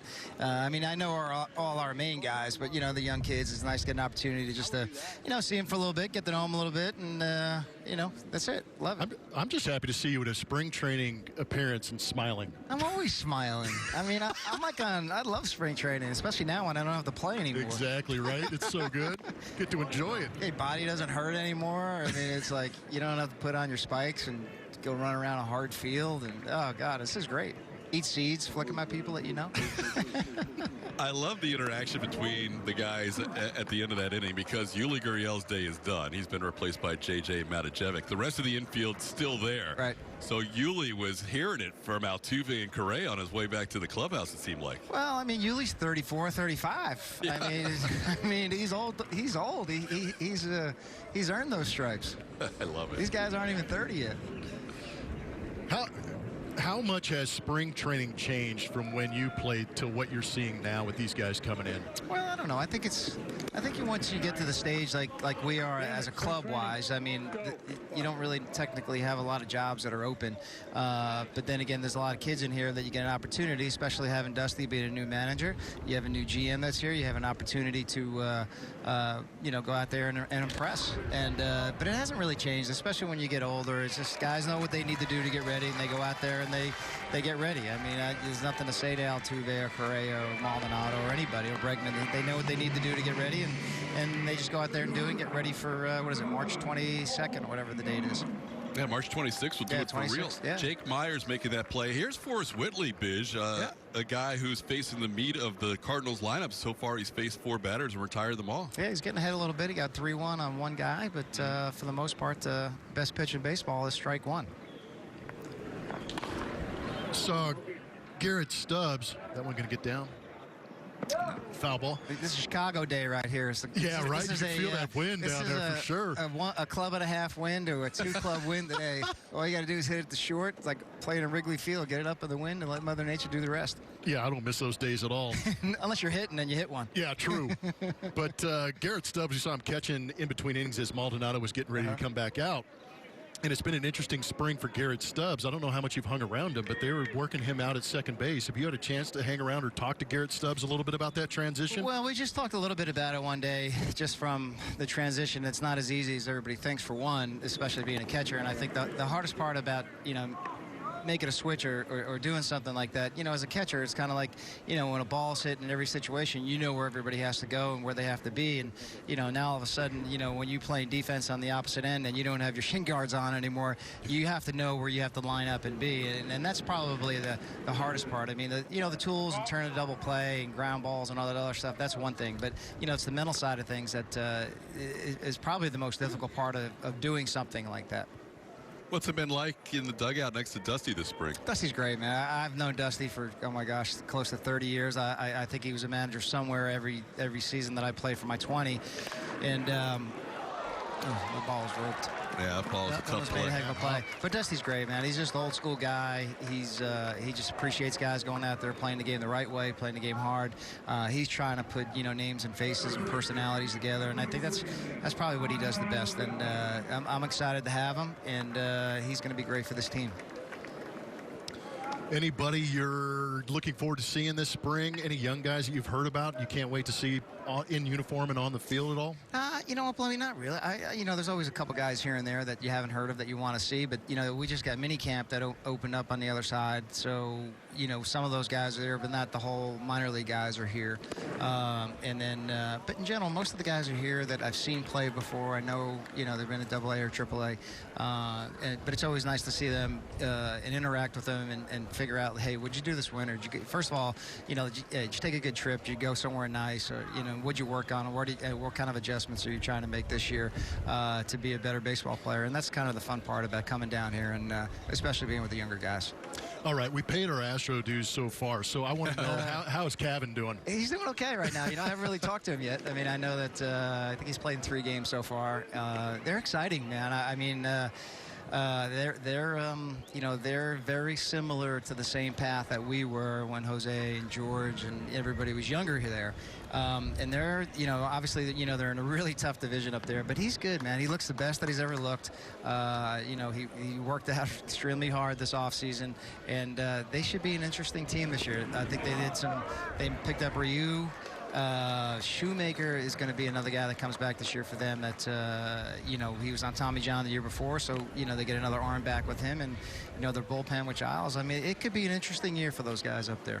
Plan to get over to the West Coast to check out some games? Yeah, I'm kind of, this is like, I was telling Blummy the other day, I packed for a month, actually. I'm almost halfway at my halfway point. I went North Carolina, then I came here for like 10 or 12 days, and I'm going to go see my daughter again, North Carolina. And then I think I go to South Carolina, back to North Carolina, and then I go to Dunedin to see him, and then I'll go home. And then I got to go to actually Toronto for opening day for those guys, because it's kind of cool. They're having like 5, the 5 guys that their fathers throw out the first pitch. So we're oh, really? Yeah, we're honored with that one. Yeah, I'm bummed out. I got to miss our own opener, but I got to be there for my son, right? That's a special moment. Yeah, that's incredible. It'd be kind of cool. Yeah, so it'd be pretty neat. Looking forward to that. So it'll be you. It'll be Dante Bichette. Vladdy.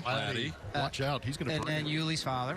Lourdes. Okay. And then there's another guy who played in the big leagues. I should have this. I should know it. Oh, if I brought it up, I should have known the answer. But I know there's one more guy. Oh, that's cool, though. Yeah. Very cool moment. Yeah, so it should be pretty neat. And they're excited. Toronto, I've heard. We're up there a couple different times last year. They are excited about their baseball, and they're excited for what they saw last year, obviously in the second half of the season. So spring training as a rookie is obviously different than a veteran, and we have a veteran ball club here in Houston. You're seeing with the infielders that are out there right now for the Astros. How, as a veteran, did you handle early in spring training, Bish? You just get together with the manager and let them know, okay, how many at bats do you need or do you want, and then you go through that, and then you get yourself ready. Whether it's 4 weeks, 4.5 weeks, 3 weeks out, 2 weeks out, a week out, and just try to get yourself physically ready. And then once you get down here, mentally is one thing of it, but the physical aspect is really you just get yourself body just ready to for the grind of the 162. When did you know you were ready at the plate? I don't think you ever know you're ready at the plate, and you can vouch for this. You're just kind of like, you want to get some hits in spring training, but you don't want to get too many hits and leave them down here when they don't count, because you want to save them all for when the season counts and the stress begins, right? Because the minute you don't want to waste too many of those. Yeah, March 26th comes around, it's like, oh god, a whole new drama, and it's for the real thing. Yeah, so I don't know. As long as I felt good, I was seeing the ball well, hitting the ball, moving the ball around the infield a little bit, working counts and stuff like that. I felt that was pretty good. But as you know, also, it's kind of like it comes and goes. You have good weeks or bad weeks, and that's kind of part of the process. Lane Thomas, the batter. Cardinals taking the lead on the opposite field base hit by Brad Miller. It's now 4-3 game, and Forrest Whitley facing Lane Thomas. We're happy to have Craig Biggio with us here. He said it's been a whirlwind month here, traveling all around. We're everywhere. And so how much longer are you here, you say? Just Today's my last day, yeah. That's it? And so you're not allowed to be at the same game as Jeff Bagwell, apparently. It's just the way that it worked out. I think it was pretty funny. A couple of years ago was like the first time that he and I were actually in a dugout together in like almost 15 years. It was funny. That's cool. Did you guys just revert back to the same kind of banter? Absolutely. I mean, you know him. I mean, you know how he's going to be. So, and he mumbles half the time, so I can't hear half the things he says. Oh, so you've been listening to our broadcast with him? No, I've known him for 30 years. This is ample opportunity for you to kind of get a couple jabs. I'm not like that. You know me. You are too nice. I am too nice. I'm not going there. But you and Baggy had some great runs with the Astros, and obviously the Astro fans were fortunate enough to have you and Baggy around for an extended amount of time. But you also had some winning windows, we'll call them, where you guys were extremely good. Right.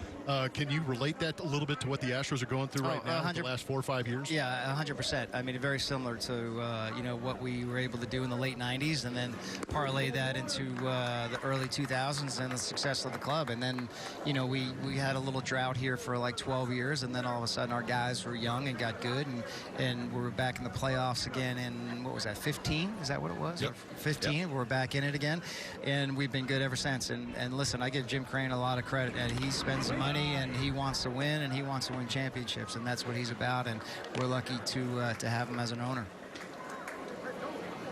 This could be the final batter here for Forrest Whitley. His pitch count up in the mid-30s now, up to 36, and Andre Scrubb's been warming up. So Forrest retired the first 4 batters he faced going back to last inning, but now base hit, walk, and a single, and a 3-2 count to Lane Thomas. And he does come back to get him there for a strikeout for the second out. We'll see if Skipper's on the move, so he's on the move. Looks like he's going to get him. We thought that might happen. Bish, thanks for the time. Always appreciate it. You got it, boys. You're great, Bish. Have a good one, man. Yep. Craig Biggio joining us in the 5th inning. It's 4-3 Cardinals. We'll have a pitch and change. Score is 4-3 Cardinals over the Astros here in the top of the 5th inning in West Palm Beach. And catch all the excitement of spring training with the Astros at the Fit Team Ballpark of the Palm Beaches. For the best way to experience Florida, visit astros.com/spring training. Looks like they're building your new condo over there on the left. Love it. New pitcher. Guy that came over last year from the Los Angeles Dodgers. Big right-hander Andre Scrubb. There you see his numbers between Tulsa, AA for those Dodgers, and Corpus Christi, where he pitched in 12 games and had a 3.71 ERA. Did not give up a home run, had 10 walks to 20 strikeouts in Corpus Christi. 25-year-old, turned 25 last month, has done a good job against righties during his minor league career as he faces the righty Andrew Kisner, who fouls one away. So Forrest Whitley, a little bit of, we saw him very impressive the first inning. A little mixed bag of 1, 2, 3, 4th, and they got the first out of the 5th inning, but then 3 consecutive batters reached before he struck out Lane Thomas. But overall,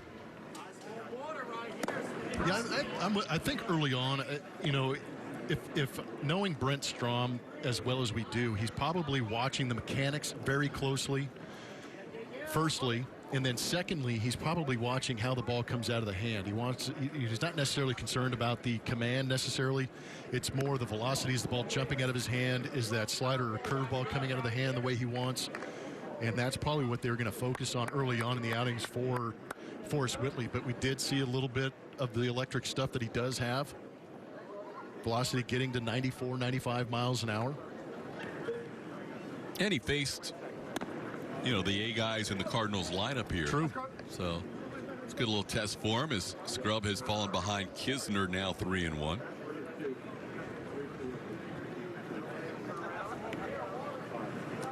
Kisner has flied out to left and grounded out. Cardinals scored 3 in the second. Astros scored 3 in the third. Now the Cardinals adding a run in this inning, and Scrubb walks the first batter he faces. Now to load the bases with 2 outs for Justin Williams. Scrubb last year, as Plummer mentioned, Tulsa and Corpus Christi, 12 games with the Hooks, combined 64 and 2/3 innings. Struck out 76 in those innings. Also walked 33. That ball didn't miss by much. The high strike has not been called today by Mike Estabrook, as he delivers upstairs to Justin Williams. It's been a game where the Tommy Pham trade has paid off for the Cardinals. Williams hit a home run. He was involved in that trade. And the starting pitcher, Genesis Cabrera, 2 shutout innings, also part of that trade, with 3 players coming to the Cardinals for Pham going to Tampa Bay in 2018 at the trade deadline.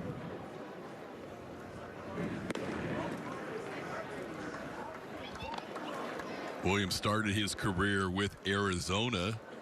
He was drafted 52nd overall by the Diamondbacks, moved to Tampa Bay in the Jeremy Hellickson trade, and then on to St. Louis in the Tommy Pham deal.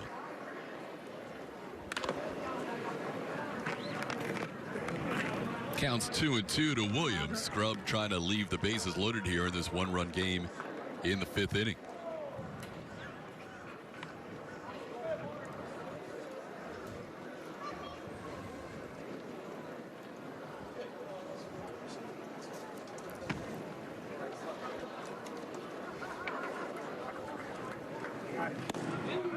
Ooh, not a bad pitch, trying to grab that outside corner. Just missed with the curveball outside. Maldonado trying to frame that thing up.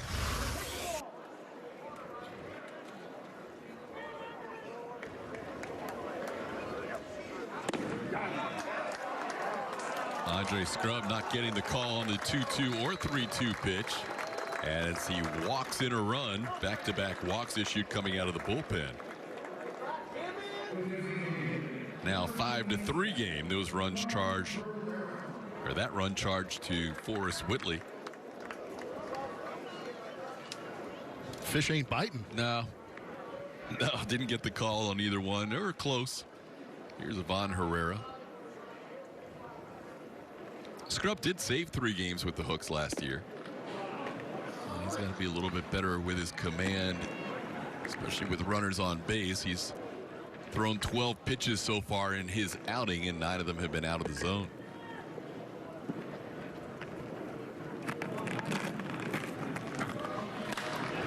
On the left field for a base hit. 1 run is in. Miller scores. Being waved around is Kisner. He will also score. Maldonado's throw to second, and staying on the bag somehow is Herrera. 2 RBI base hit. It's now a 7-3 game.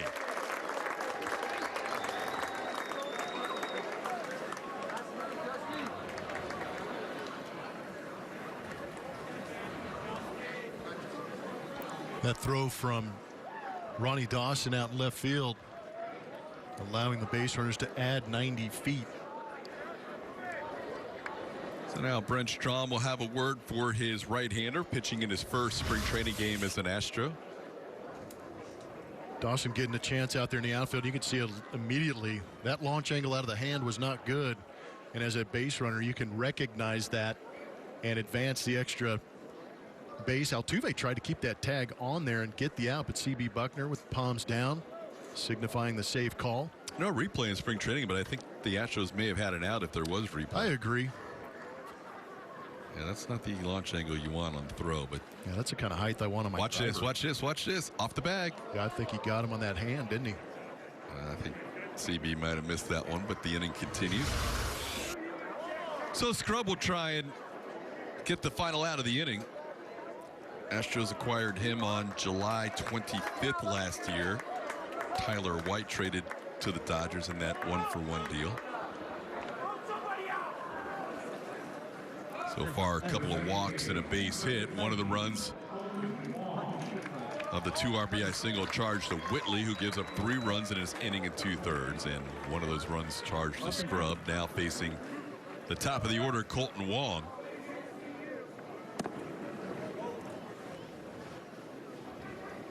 Wong in his 8th year now with the Cardinals. Last year, great year, batted .285, 11 home runs, 59 runs batted in. One thing the Cardinals have done today is when these pitchers who have come in and not found the zone, they haven't given them any help.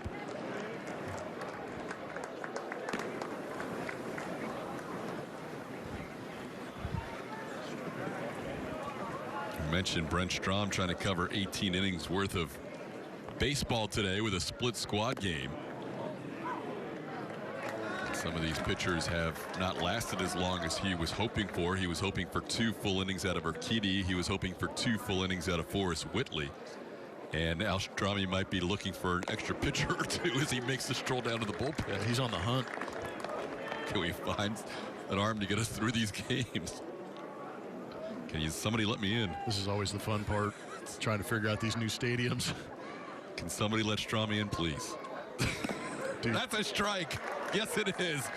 Andre Scrub gets the call, and Strami is going to try and get in the door before we go to break. This copyrighted telecast is presented by authority of the Houston Astros and may not be reproduced or retransmitted in any form, and the accounts and descriptions of this game may not be disseminated without the express written consent of the Houston Astros. Great job of focusing. Great job. They let Strami in eventually. Thank goodness. No respect. Yeah, it was like a jailbreak. We have ourselves a 7-3 game. The Cardinals scored 4 in the 5th inning. And now the Cardinals will go to their 3rd pitcher of the afternoon. Angel Rondon, 2 innings, following Genesis Cabrera for 2 innings. Do you know why Strami left? Why? Got ejected. No, he didn't. Yep. He got tossed in a spring training game. That's going above and beyond for me. Come on. Yep. He was backing up Andre Scrub, who didn't get any of those calls, and he got tossed? Apparently. I mean, that's a short leash early on. What did he do? Who'd you say, Estabrook behind home plate? It is. Yep. Might as well just mention that. You did? Well, what did he do? I didn't see anything. Strami's tossed? Maybe he's just a verbal wizard. I want to go hang out with him now. Oh, my gosh, yeah. How fun would that be? You kind of are, because hopefully he's watching the broadcast. Can we get Strami on? Here's a ball.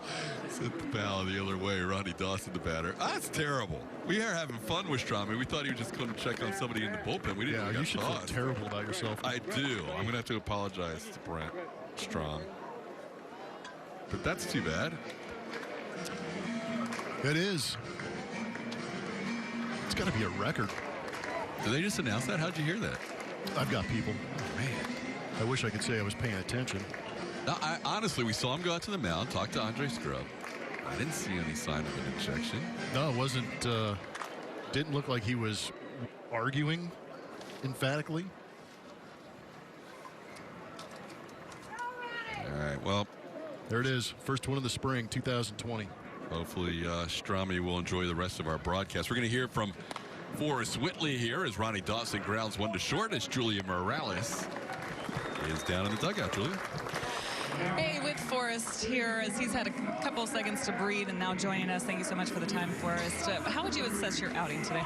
Yeah, I thought it was good. I just came in with the goal and the mindset just to throw as many strikes as I possibly could, and I was happy with how that went. The second inning, once I got out of the stretch, things got a little bit awkward, but I was able to kind of find the arm swing and get it back into the zone with that last strikeout. So obviously a pretty small sample size, but I was pretty happy with what I saw. Having to work through a few things can be bad early on in spring. I know you're working on a lot, though. We've even talked about it. Will you tell me some of the things that you've been... There goes Miles. Oh, here he goes. Going for an inside the park home run. Miles Straw hits one out, and now an inside the park home run. The fastest Astros circles the bases. How about that one, Julia? He's got 3 home runs on the spring. Yeah, I mean, I know there was some money being thrown around to see if Straw can hit a home run, and he hit 2. So, wow, that was awesome. He's so fast. Yeah, he's really fast. It's impressive. I wish I was as fast as him. We do too. We want to get in this high five line is what we want to do, as it's just over her shoulder right here as he makes his way through. Come over here, Miles. Keep coming. We're just out of reach. All right, Forrest, let's get back to you. Some of the things you're working on this spring training. I know we've talked about a few different things, so tell us what those are. Yeah, so today I was kind of just working on that arm swing. I was going back to what I was doing in high school, which, it's been 5 years since then, and I was kind of expecting it to be a little bit awkward. But, right off the bat, it felt pretty natural. So the wind-up delivery felt really good, obviously doing the over-the-head, which is, something completely new. But the rhythm I was able to establish out of the wind-up today was, kind of exceeded my expectations, as far as the result out of my hand. So, yeah, it was exciting all around, and ready for the next one. I know we were talking about you earlier. Some of the things you told me just about going through last year and how it only helped you grow. So, as you come into the spring training, how are you feeling mentally, physically, just coming into this year? Yeah, well, I think I had alluded to the fact to other people that I just I didn't really come in this camp as prepared as last, spring trainings. And that doesn't mean I'm not ready to pitch. It's just I kind of want to get my peak in June, July, when it's going to matter the most. So kind of went through some ups and downs at the beginning of this camp, but went out there today and I felt fantastic. Velocity was down, but that's just, that's normal. I wasn't expecting it, to pop a 99 or anything. Just trying to go out there, get things rolling, and, get a fresh start. Still got plenty of time. Thanks so much for chatting with us this first one. Yeah, thanks for having me. All right, TK, I'm going to go get high five Miles now. Yeah, how did he blow you off? Yeah, Well, there's a lot of guys in here. We're easy to get lost in the dugout. That was pretty awesome, Julia. Nice stuff. Maybe we'll hear from Miles later, He huh? was coming so fast around second. I thought he was heading straight for us here in the dugout. It's like there's no way he's going to turn at third. 2 home runs in one game for Miles Straw. He didn't have any last year. He's got 3 this spring. Well, he just hustled everybody, according to Forrest Whitley. I like that. He may have made some coin today. Yep. Hitting a couple of home runs. Hitting bombs, taking money. Well, we knew when he looked into the dugout, circling there was purpose. first base. It wasn't by accident. There was a message behind that. By the way, Bregman's back to Bregman this AB. He's taking pitches. He had not taken a pitch. Laying off tough pitch out of the zone. He had not taken a pitch his first 2 ABs. It worked out for him last time with a home run. And this time he's going back to being his selective self.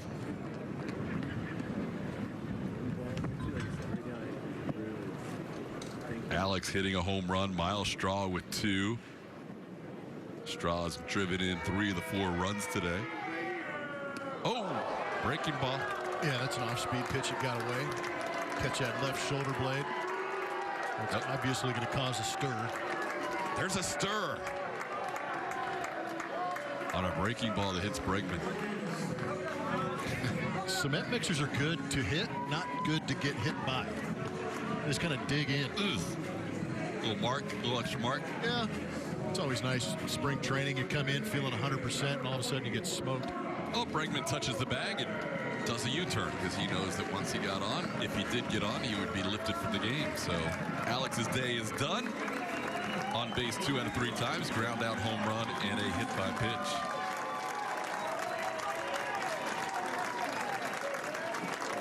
Be the pinch runner Luis Santana over at first as Jordan, probably his final AB here. He's 1 for 2. He's hit the ball the other way both times today on the ground. We haven't seen it. We didn't see him do that much at all last year. In fact, the Cardinals shift him with 3 on the right side of the infield. Yeah, they're going to get the shift quite a bit. It's going to take Jordan Alvarez getting some base hits or showing that he's willing to take the base hit going the other way. But he has plenty of power to all fields. It's just a matter of unlocking it for him, and it seems to be the approach. Nice move by CB Bucknor to get away out of the way of that bullet. There's something you don't hear Speaking of too often. bullets, the speed of Miles Straw. Yeah, there's moves, and then there's moving like Miles Straw. As soon as he recognizes that ball down, getting past the center fielder, he turns on the jets and drops into 6th gear. Off to the races. Oh, almost lost a wheel.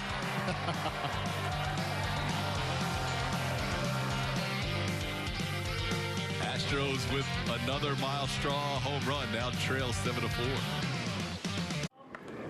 7-4, Cardinals lead the Astros. Choose a plan and seats that work best for you with an Astros 28-game plan. Catch every weekend game or pick a game against every opponent the Astros face this season. To select your plan, visit astros.com/ticket plans.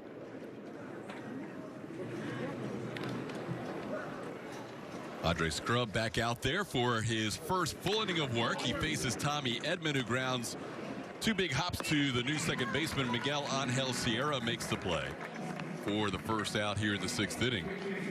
Cardinals sent 9 to the plate last inning, batting around, scoring 4 runs. All the regulars are out for the Astros. Carlos Correa no longer at shortstop. Alex Tagoti is there. Jose Altuve no longer at second. Miguel Angel Sierra just made that play.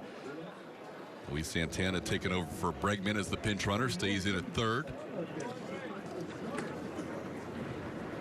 Here's Austin Dean pinch hitting for Paul DeJong. Paul DeJong had a good day for the Cardinals, on base all 3 times, a couple of hits and a walk. Saw Dean last year with the Miami Marlins, saw his numbers with the Fish. Takes a pitch for a ball. It's 2-0.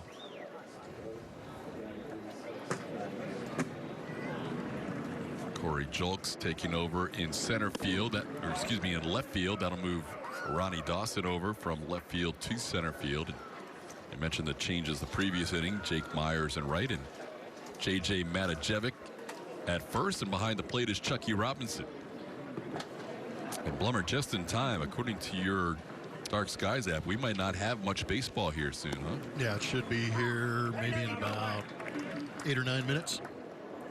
Pretty accurate. You're usually right on during the season, so could be the final inning of baseball today. We're in the 6th, Cardinals leading 7-4, and Scrubb has had some issues with command as he walks his 3rd of 6 batters he has faced today. Dean, a 1-out base runner in the 6th inning. I'll bring up Rangel Ravello. Yeah, the rain's done a good job of holding off. Last night going to bed, it said it was going to be here mostly from game time on, but the Astros able to stave off some of the showers. Hey, even when we got here today, we didn't think we were going to get at least an official game in. It looked like it was supposed to rain right around first pitch. We were talking to Bij about his son Kevin. They got rained out today over on the west coast of Florida in Dunedin. They were playing until the 5th inning when that rain hit in the game between the Tigers and the Blue Jays. So as the system is coming across the state, we may get it very soon. We'll find out. The other game's in the 7th, the Astros split squad game. And it's 3-2 Astros in that game in the bottom half of the 7th inning.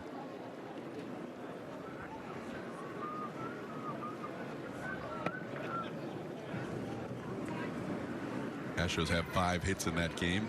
Michael Brantley went 2 for 2 in his hometown in Port St. Lucie with a run and an RBI. By the way, it's not Ronnie Dawson in center. It is Brian De La Cruz who is now in the game. So Dawson out of the game as well. So Julks, De La Cruz, and Myers are your outfield from left to right as Brad Miller gets another AB. Miller gave the Cardinals a 4-3 lead with his single the other way his last time up.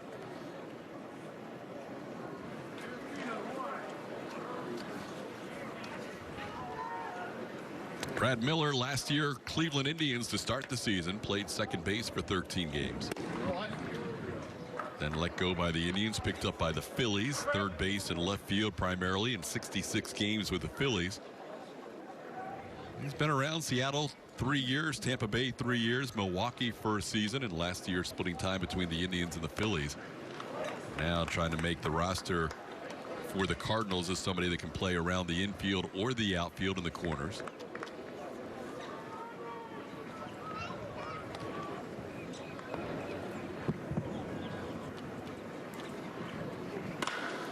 Ball in the center field, coming on De La Cruz, and he makes the play, Brian De La Cruz, for the final out of the inning. So a shutout 6 for Andre Scrubb, who gets a hand from Chucky Robinson, is still 7-4.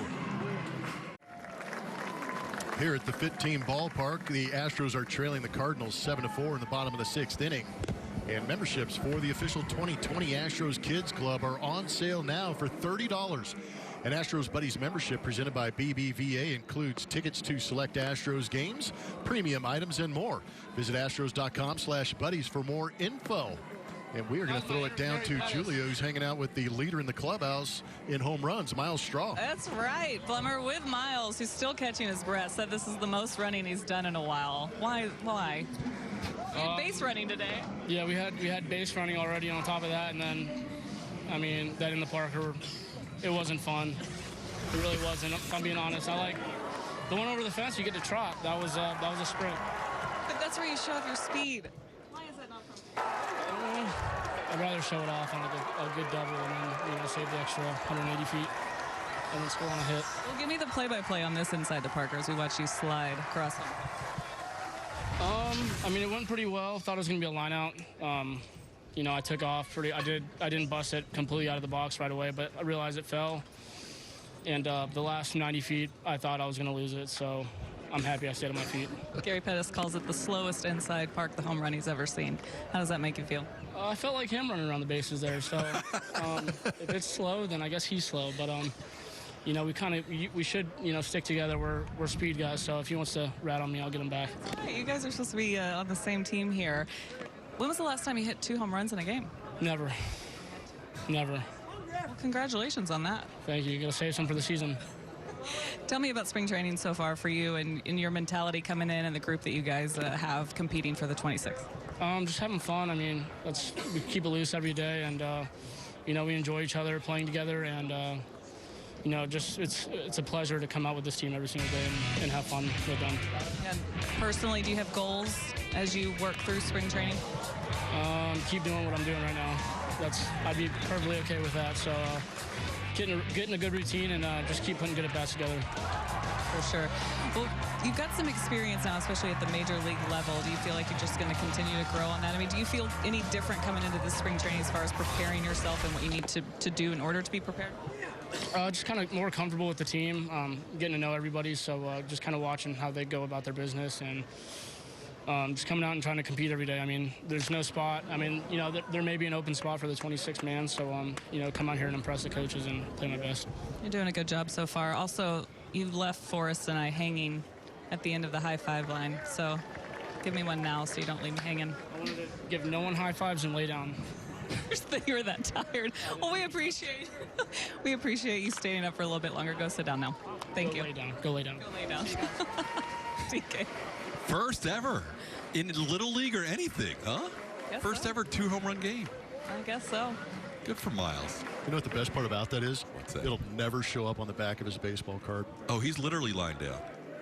Oh, it'll never make it. Yeah, it's too bad.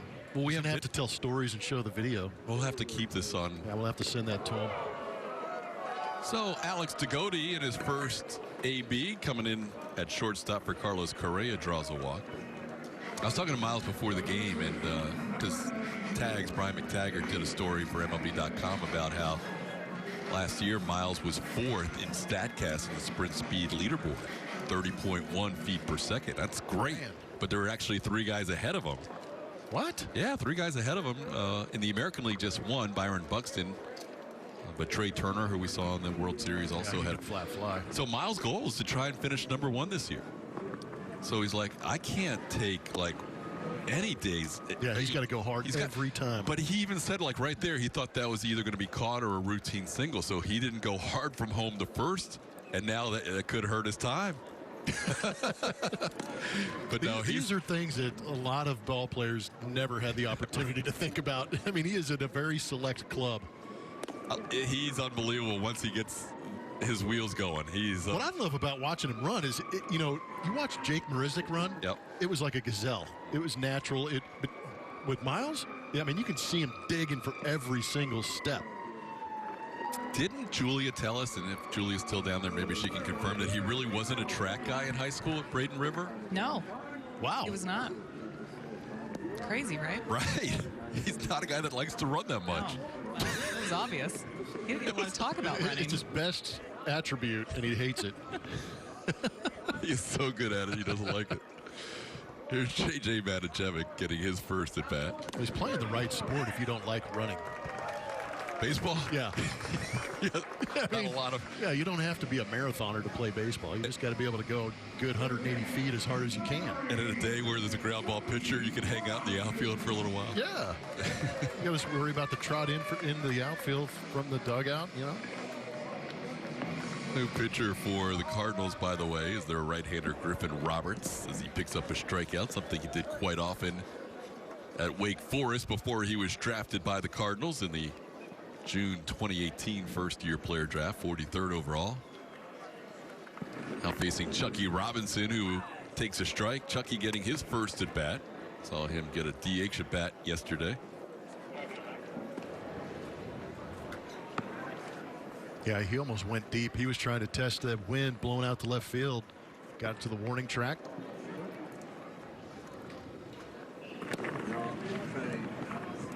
Roberts starts that slider at the hitter, does not break over the plate. It's 1-1. Griffin Roberts last year right here in Palm Beach, 15 games, 13 starts. Some interesting numbers. How about the fact that he led the Florida State League in hit batters? 17. In 65 innings. That's impressive. Well, stay loose up there, Chucky. Yeah. 1-2 the count. Put on the extra Evo shield. He was originally selected by the Twins out of high school in the June draft, but didn't sign, went to Wake Forest. He is the record holder for the Demon Deacons in strikeouts per 9, and also in one season and a career for him. Strikeouts per 9 holds those records.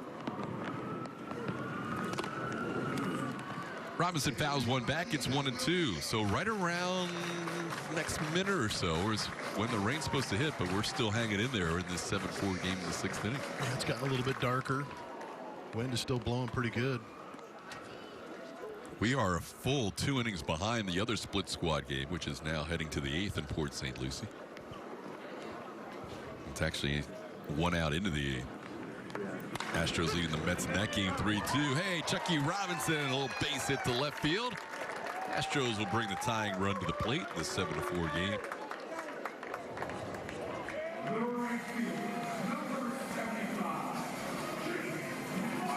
Jake Myers will get an at bat here with a couple of runners on and 1 out. Saw Myers played yesterday's game 2.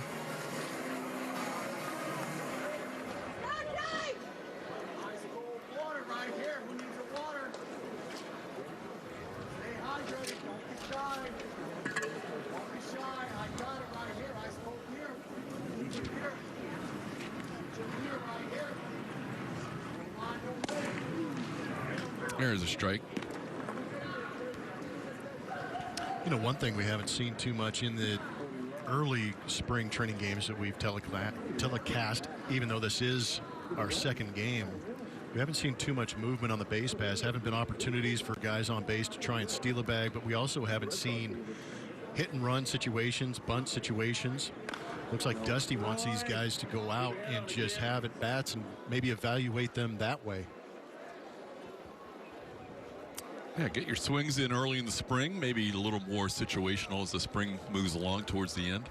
Yeah, there's a lot of bodies out here you're trying to get at bats so you can get your eyes on them. And for a guy like Jake, not a chance to play Major League spring training games prior to this year, 23-year-old. He's got the right hand swinging, left hand throwing unusual combo that we saw with some Ricky Henderson stands out. This ball hit in the air to left center field, but he got under this. Center fielder Lane Thomas is there for out number 2. Astro fans might throw a Jason Lane reference. Jason Lane, good one. Yeah. Coaching with the Brewers now. Is that right? Yep. As you see, minus that game on February 27th, you'll see the rest of the games I will not be on. You always like to get that extra ticket. It's great. That's 7 games in a row for Astro fans right there in the middle of March. And again, the season's starting early this season. Opening day will be March 26th, but plenty of games to see the Boston Red Sox.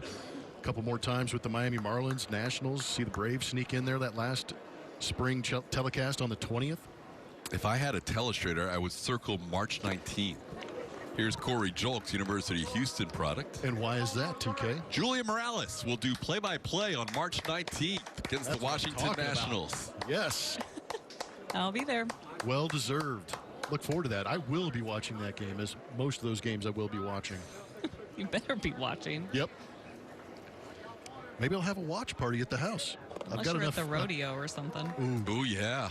Blummer has boots this year. This is something we usually talk about in spring training. Julia, and you have no... thank you for bringing that up. Because you have no idea how excited I am. I actually need to buy jeans now that fit with my boots. It's a boot cut. Yeah. I'm like, it's a whole new world. You're ready for the rodeo. So proud. Oh, unbelievably ready, yeah. Tejas Custom Boots in Houston got me a pair of custom-made boots, and I must admit that they fit fantastically, and I am absolutely elated to be able to go wear those at the rodeo. There you go. And I'm going to rock them at the ballpark, too. I got to find a way to mix them into the suit somehow. Not sure if boots and suits work. Yeah. If not, I'll make it work. Corey Julks, the batter, the UH guy, has got a home run and a grand slam on his record already this year. He's 2 for 3 with a grand slam. So they are. Have you worn them to this point? Oh yeah, several times actually.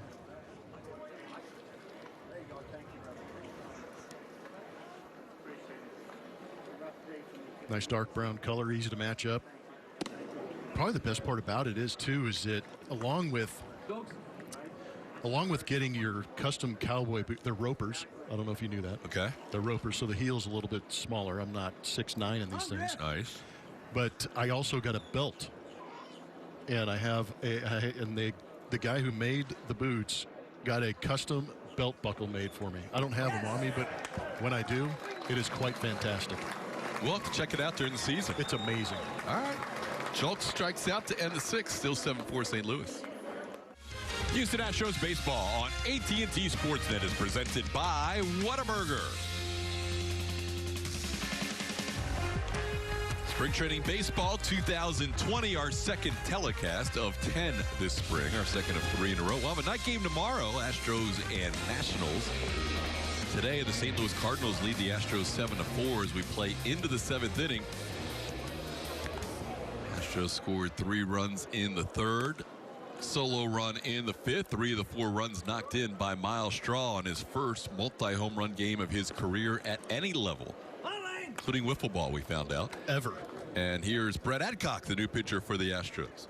Left-hander out of the University of Michigan. You can see last year in Corpus Christi, mixed some time out of the rotation and out of the bullpen. 2-8 with a 6.90 ERA. 87 strikeouts and 87 1/3 innings pitched. So Lane Thomas will be the first batter in this inning, and he takes a strike.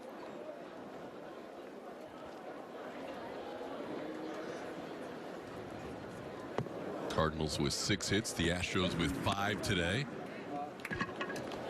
One thing that the Astros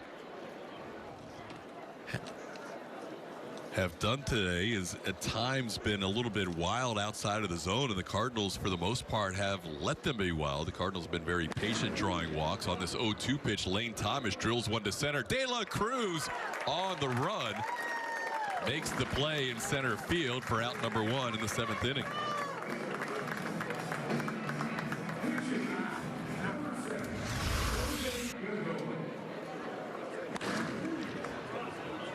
Good play out in center field by De La Cruz. We talked about it earlier. You can't give up on these. And may not have looked like the most perfect route, but that ball is moving around once it gets in the air. Good play out in center field for that first out of the inning. Now Jose Godoy will pinch hit for Andrew Kisner.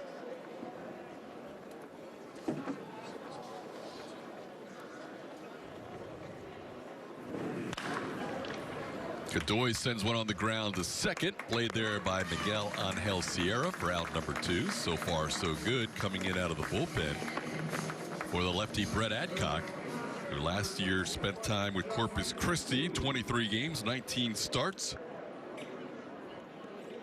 The command was what really eluded him last year. He hadn't really struggled with his command as much as he did last year when he walked 50 in 87 1/3 innings. But he's been throwing strikes for the most part in this inning as he delivers up high for a ball Justin Williams gets another AB. Plummer mentioned Michigan Wolverine, 4th-round pick of the Astros in 2016.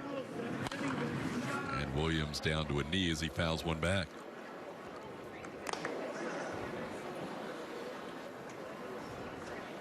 Williams' a solo home run, also walked with the bases loaded. He's driven in a couple of the runs for the Cardinals today.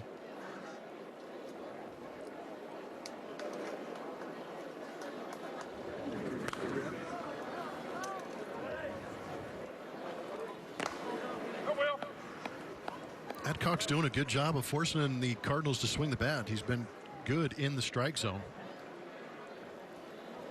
But you're right, the numbers over the last couple of years, a lot of walks mixed in there. Brent Strom from afar will be happy to see one of his relievers throwing some strikes here. Justin Farrell had a few walks coming in and out of the bullpen in his appearance. Walked 3 in the 2nd inning. Andre Scrubs and Strome got tossed because he felt like Scrubs was getting squeezed, but he walked 3 in his appearance today, including one with the bases loaded when he faced Justin Williams, who is down in the count 1-2 and grounds one to the right side. Good 1-2-3 inning for the lefty Brett Adcock. We head to the 7th inning stretch here at the 15 ballpark of the Palm Beaches. Astros down 3. Welcome back. It's the bottom of the 7th here in West Palm Beach, and 7-4 is the score. Cardinals on top of the Astros. Single game tickets go on sale March 5th. Make sure to check out all the great giveaways in March and April, including the replica ALCS trophy presented by Coca-Cola and the AL Champions ring. Visit astros.com/promotions to learn more. TK. All right, Julia, on to the bottom of the 7th inning we go, and the Cardinals go out to the bullpen for another new arm. Right-hander Jesus Cruz. Jesus Cruz only pitching in 6 games last season between Springfield in the Texas League, which is AA, and Memphis, which is AAA. Made all 6 of those game appearances, or I'm sorry, made 6 starts. But pitched in 61 1/3 innings last season with a 6.02 ERA. Still learning how to navigate the internet. But found those numbers, had 89 strikeouts in those 61 1/3 innings pitched between AA and AAA. Ball is ripped off the bat of Brian De La Cruz. First pitch that Jesus Cruz throws. De La Cruz with a line drive single into center field. Oh, the Astros have their first runner aboard. Julia, with a split squad, sometimes you get a little different look with the guys coaching first or third. In this case, first base for the Astros. Gregorio Petit is over there coaching first, making his coaching debut. And let me tell you, he was so excited about this. Now, Gregorio Petit, for those of us who have been around the team for a while, know him well from his playing days. Of course, now he is the manager of the Corpus Christi Hooks. This is his first job in a leadership role on the field of being a coach or a manager, as he was just playing a year ago. He was released by the Phillies last spring and told his wife, "That is it. I'm done. I am really ready to retire now." Spent the entire year with his family, but also was trying to figure out how he could get back into the game, be in another part of the game, whether it was coaching or being an agent. And so he made a lot of connections and spent a lot of time at Minute Maid Park. Actually, we got to see him at the ballpark every once in a while, just calling around, getting advice from guys. And here he is, has an opportunity. He's the manager there for the AA team, is thrilled about it, very excited about it. He's the most positive person you'll ever meet if you ever get a chance to spend some time with him. The guy does nothing but smile. But like I said, we actually are familiar with him from his days back in 2014. The Astros gave him a shot that year as he and his family had just moved to Houston. He was thrilled for that opportunity at the chance, trying to get back to the big leagues. He finally did. So he played with guys like Jose Altuve, George Springer, his first year in the big leagues. A lot of those guys as they were making their way up, and really finds that time special as he was working his way back from some injuries and never took for granted ever his time in the big leagues. So it was really, really important for him to get back one last time before calling it quits. But good to have Gregorio Petit in an Astros uniform, guys. Greg. He's one of the best. He'd get on the plane, he'd be in the clubhouse, you say, "How's it going, Greg?" And he would respond every time. He had a blast wearing that Astro uniform as a player, and now getting the opportunity on that coaching staff. And I think a lot of the reason that he has the opportunity now is because of what Julia just said. He's not one of those guys that was a predominant player or superstar. He was a guy who had to grind embraced the role of being that guy who could move around the infield, put together a solid at-bat, and now he's offering some knowledge to these young players that are out there now. He's a quality individual and a great coach. The ball will stay in play. The wind blowing it back towards fair territory. Godoy hangs in there to make the catch, retiring Luis Santana on the pop-up. Had a Brian De La Cruz single, followed by a Miguel Angel Sierra single. Pop-up by Santana, and Michael Papierski will get his first at-bat. The LSU catcher getting an AB as the DH here in Yordan Alvarez spot. Saw Papierski last year in a spring training game or two. Last year he played in Fayetteville with the Fayetteville Woodpeckers and actually picked up the first hit in Fayetteville Woodpecker history. Michael Papierski, third generation, or excuse me, 58 games for the Fayetteville team. Knows Alex Bregman pretty well, back to their LSU days. Some strong ties in Major League Baseball, or all of baseball, through LSU. Towards the middle of the diamond, Brad Miller, who started the game in left field and has shifted to second. Trying to make this team, the veteran makes the play. And back in the day when he was a starter, he probably wouldn't be playing all 9 innings in a split squad game. But now when you try and make the team, you do whatever you can. If it means playing multiple positions and playing all 9, you're good with it. Yeah, you say yes a lot more often when they're dangling that carrot of a big league roster spot in front of you. Brad, a great guy, getting that put out for the second out. Here's Alex Tagoti. Tagoti batting for the second time. He walked his first time up. I had a similar situation my second year in big league camp after spending the end of the 99 season with the Montreal Expos. Obviously, Orlando Cabrera, the guy I replaced the year before, was healthy in spring training. And so I was splitting time with him at shortstop. And Felipe Alou, I didn't know this at the time, if there was even an opportunity anywhere else on the ball club other than the infield. And Felipe Alou called me in his office and he goes, "Hey, I know you can play at the infield." He goes, "But I got a question for you. Can you play at the outfield?" And I went, "Heck yeah." Guess how many games I logged in the outfield in the minors? 0. You told him, of course. I was like, yes, I can absolutely go down there and chase down a fly ball. Oh, we might have to put this story on hold because this could be the last out. And it is. More with Blummer and Felipe Alou. I love that invitation, by the way. He's the best. 7-4 game. We head to the 8th. 8th inning baseball. Cardinals 7, Astros 4. Back at 15 ballpark of the Palm Beaches. Todd Callis alongside Jeff Blum. Blummer, you were talking about your story with Felipe Alou and picking up where you left off. Yeah, so we're in spring training. We were just up the road in Jupiter, and I think it was late in the game, and he goes, "Go out, it's time for you to go to left field." And I said, "All right, let's go out to left field." Thankfully, nobody hit me the baseball because the flags were blowing. The stands aren't there. I had no clue what I was doing, and I think I borrowed Deron Stovall, I think, was an outfielder with us, and I had, in a panic situation, I said, "Hey, man, I need your glove," and went running out there with his glove. So it wasn't even my glove. Wow. First professional game in the outfield. Yeah, and luckily nobody hit me the baseball, not even a base hit. I didn't have to throw anything back, and we break camp, and I end up making the team. So, versatility. You have no outfield glove. No outfield glove. And we open against the Cubs, and opening day in Montreal in the Big O. Stadium Olympic up there in Montreal, there was about 80,000 people. And they had put this portable tarp on the roof, and I think we were beating them pretty good, and they put me in left field, and Sammy Sosa comes up. And I'm going, "Oh, Lord." It's coming. And I can't remember who's playing center field. And it might have been Rondell White or somebody, but they started to take some of the regulars out. So they put us, B team out there.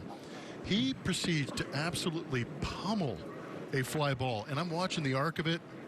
It's in the left center field gap. I've got my eye on it. I'm trucking back there, and real quickly. What a play in left field! Corey Julks, the Houston Cougar, out of nowhere with the play of the day. That is way better than any play I've ever made in left field. That wasn't the play you were describing? Yeah, this one's slicing away. Luckily, I didn't have to deal with too many of the elements and have too many opportunities like this, but Jones made this play look great. That ball tailing away, that's tough. You got to extend pretty good and sacrifice yourself. So home run the other day, and now a great grab out there in left field. So the reason I mentioned the roof is because it was kind of flat, and Sammy had enough power to get to it. So as I'm going back and tracking this ball, the center fielder starts to call it. It hit the roof. Seriously? It hit the roof. Oh, my God. And all of a sudden I hear, you get it. The first game you play up. Yes, and it ricochets off the roof and just, I mean, I felt like I just stood here going, oh, you know, the OMG, and it right in my glove, and I was like, hey. Come on. I was like, here we go. Your first play in the outfield. Yeah, ricocheted off the roof in Montreal. That's awesome. Yeah. I've been in panic mode ever since. Yeah. Hit that ball. That is awesome. Hit that ball on the ground to me as hard as you want. You're good. Hit it in the air. Oh, boy. Oh, boy. Oh, I can play outfield, sure, Felipe. yeah, whatever you need. Whatever you need. I can't remember. You know, I wish I remembered his reaction, but I was so in awe of the fact that I actually caught something out there. This ball popped in the air. This is probably going to drift towards fair territory as Chucky Robinson puts it away at the plate. Luis Montero pops up for the second out. Yeah, I mean, Yeah, they don't teach. That's not an easy roof anyhow. And then it hits. Yeah. Yeah, the way it was constructed, I know that it's one of those interesting stories about how that whole stadium was built, but they had that retractable Teflon roof up there, and then they had another layer underneath it. But where it was tethered were those big white holes. Mm-hmm. So you track it and you'd lose it, you track it. Oh man. Yeah, so it was interesting. But in 2004 with Tampa Bay, I played a lot of left field. In the Rays? Yeah, in Tropicana. Back then. Yeah. And those were some tough, interesting days. Day games especially. Man, yeah. Day games, the ball could get lost up there. Well, that's the last fixed roof still. Yeah, good point. In baseball, and now there's a possibility that Tampa Bay and Montreal could end up joining forces at some point in the future. It's an interesting concept. Tommy Edman, the batter. Brett Adcock has retired all 5 batters he has faced. Probably jinx it if I say it, and trying to have fun with Strami, but since Strami's been ejected, the Astros haven't allowed a hit. Ladies and gentlemen, Todd Callis. Sorry, Strami. Here's Tommy Edman batting for the 4th time. No, the 5th time today. Edman looking for his first hit. He's still in the game. He moved from 3rd to short. Yeah, I mean, it's a concept that the owner of the Tampa Bay Rays, Stuart Sternberg, feels like is the only way to keep baseball in that area is to have a half season there and a half season in Montreal. And the streak continues. Astros relievers on a nice run. How about the job by Adcock out of the bullpen? 6 up and 6 down by the University of Michigan product. Rule changes for the 2020 MLB season. There are a few of them. First and foremost, rosters are expanded. 26-man roster now. 13 of those can be pitchers max through August 31, and then you expand to 28 in September with 1 more pitcher being allowed on that roster. And then the challenge time is reduced from 30 to 20. We talked with James Click earlier today, Blummer, about that 3rd one, the 3-batter minimum for all pitchers. That should be an adjustment for sure. And then position players pitching and pitchers going on the IL have to be 15 days. Position players can pitch with a 6-run game or more or extra innings. The 3-batter minimum, probably the biggest difference in how the game is played, and we'll see how it works. Yeah, it should be interesting. You know, the Astros in the last couple of years haven't had that lefty that comes in and is a specialist just to get left-handed hitters out. So I don't know if that's really going to be an issue for them. But we know at the same time, Will Harris was very good against left-handed hitters. He's gone. Davinsky's another guy with that COD where he was very good against lefties. So I don't know if it's going to be a situation where you have to really pick your spots with a guy like Davinsky coming in. But again, if he works on that slider and that slider comes back to him and he gets a great feel for it, that's what's going to be able to allow him to face both right-handers and left-handers. So, you know, with A.J. Hinch here before, he really didn't have to deal with that. He expected those guys to go out there and maybe pitch to multiple batters, but we'll see. Yeah, it's certainly going to impact the game. You're not going to have the situation. Sometimes you'd have teams go lefty, righty, lefty, 3 different pitchers for 3 hitters, and that's a thing of the past as J.J. Matijevic leads off. Nabil Chrismat is the new pitcher for the Cardinals in the 7-4 game. But certainly the strategy will be interesting, and paying attention to who's left on the bench. Because once that pitcher comes in, that's it for three batters where the inning ends. No, you bring up a really good point. I think that's something that probably doesn't get talked about much, is everybody's worried about the lineup that's currently in the game. But if you have, if you have a Yordan Alvarez taking the night off, or a Michael Brantley taking the night off, and they bring in a right-hander early to face some previous hitters, and they get to the point where you have an opportunity to maybe pinch hit a Yordan Alvarez against that right-hander, hey, let's go get him, because he has to stay in the game. He has to stay in there, so you can plan a batter or two ahead for the spot you want. Matijevic hit the ball hard, but Brad Miller made the play for the first out at the bottom of the 8th. Bring up Chucky Robinson. We'll get used to that, and we'll get used to the roster expansion for the first 5 months, and then the reduction for the final month, which I think everybody was happy to see. Yeah, I agree. And as I understand it, there will be the ability to move guys off and on that 28-man roster in September.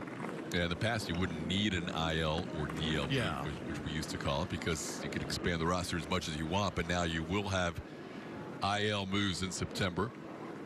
And that's a big moving from a 40-man to a 28-man roster in September is a big move for the union to kind of adhere to, because September usually allowed guys to expand the roster. And if you get called up, you're getting paid, number one, but you're getting service time. Yeah. So you took those two things away from potentially maybe 5 or 6 other guys. And sometimes more.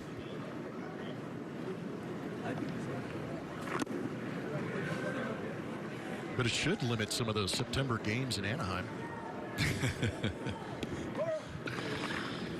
Yeah, they had a few arms out there.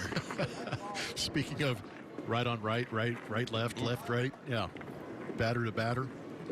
Astros start the season against the Angels this year. Their first road trip will also take them to Anaheim. Brad Miller's been busy since moving from left field to second. He'll make another play here on Chucky Robinson, who's now 1 for 2 after a single his last time up, and there's 2 away in the 8th. I'll give Jake Myers an at-bat. By the way, in the other game for the Astros in their split squad contest in Port St. Lucie, they have defeated the New York Mets 4-2 today. And there's the highlights from the game. George Springer had a knock. Michael went 2 for 2. Brantley with an RBI. Ledmus Diaz drove in a run. Joe Espada managed his team to a victory. Yeah, good to see the Pep boys swinging it. Want a combined 3 for 5. They had a home run late from their minor league catcher Cesar Salazar to make it a 4-2 game. Austin Pruitt pitched well, 3 shutout innings as a starter. That's a good sign. We heard James Click, the new general manager for the Astros, mention his name as far as being a part of the rotation in that 5th spot, possibly. Good day for UH. Pruitt 3 shutout innings, and Corey Julks with the catch of the game. Great catch. I'm Chris. Myers flied out to center his first time up.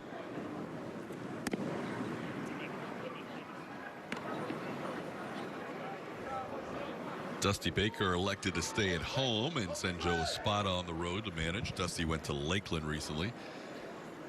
Mike Schilt has elected in his split squad game to come here to West Palm Beach for this contest, and right now he's watching his team take a 7-4 lead into the 9th inning. 1-2-3 inning. And we head to the 9th. It's the top of the 9th. Cardinals lead the Astros 7-4. We are on the air tomorrow, so make sure to tune in. It's a night game, though, here at 15 Ballpark of the Palm Beaches, but you can catch Astros baseball right here on AT&T Sportsnet, and then a little bit of a break, but we will return with 7 straight Astros broadcasts for you without Blummer. We'll be fine. We'll be fine, though. Also, March 19th, I'll be calling the game. A little play-by-play action. Yes. So tune in. We'll have some fun. Yeah. How are you going to do tomorrow right around 9 o'clock? What am I going to do? How are you going to be on, like, around the 8th inning? Oh, at night. I know. We are always off. TK and I cannot get on the same page when it comes to the time of day. So if your bedtime's 9 and it's a 6 o'clock local start, Oh, boy. that post-game interview might be a struggle. I'll sleep in tomorrow. There you go. That'll be nice. What's sleeping in for Julia Morales? 7. Yeah, tomorrow will be 7. That's like sleeping super late. Yeah, for spring training. It'll be nice. Maybe run along the beach or something. Yes, there you go. It's a good call. But it does. I'll go sit on it. You do have you and Miles Straw. Yep. Nobody. We don't like running. New pitcher is Renell Blanco for the Astros. How about that start out of the bullpen? A 3-pitch strikeout, getting Austin Dean swinging for the first out of the night. Strikeout pitch at 95 miles an hour out of that big right arm. Blanco listed at 6 foot, 180. Out of the Dominican Republic, pitched in A-ball, AA, and AAA last year for the Houston Astros, appearing in 32 games, had a 4.96 ERA.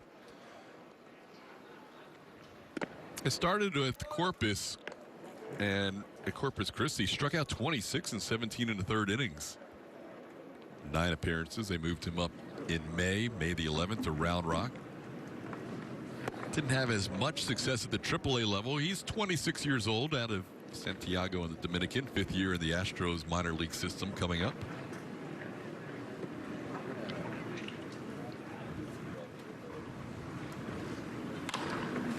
Rangel Ravello playing all 9 innings today. He is 0 for 3 with a walk and a run scored. He fouls one away. Ravello from Cuba. Cardinals leading this game 7-4, scoring all their runs in the second and the 5th. 2 home runs in the second. And then they scored 3 runs in the 5th inning. There were 4 walks issued in that inning. They sent 9 men to the plate. Fouled away. It's 3-2. So there is a rhythm to spring training. You get up, play day game, get up, play day game, early nights usually. And then all of a sudden you get a day game followed by a night game. It feels like a little mini vacation. Sure does. Starting to see more of them pop up these days, I feel like, in most recent more night games. Yeah. Well, we saw on our schedule the next time around when we broadcast 7 in a row, there's 2 night games in the mix. As Ravello takes a ball for ball 4, so a strikeout followed by a walk, and that'll give Brad Miller his 5th plate appearance of the day.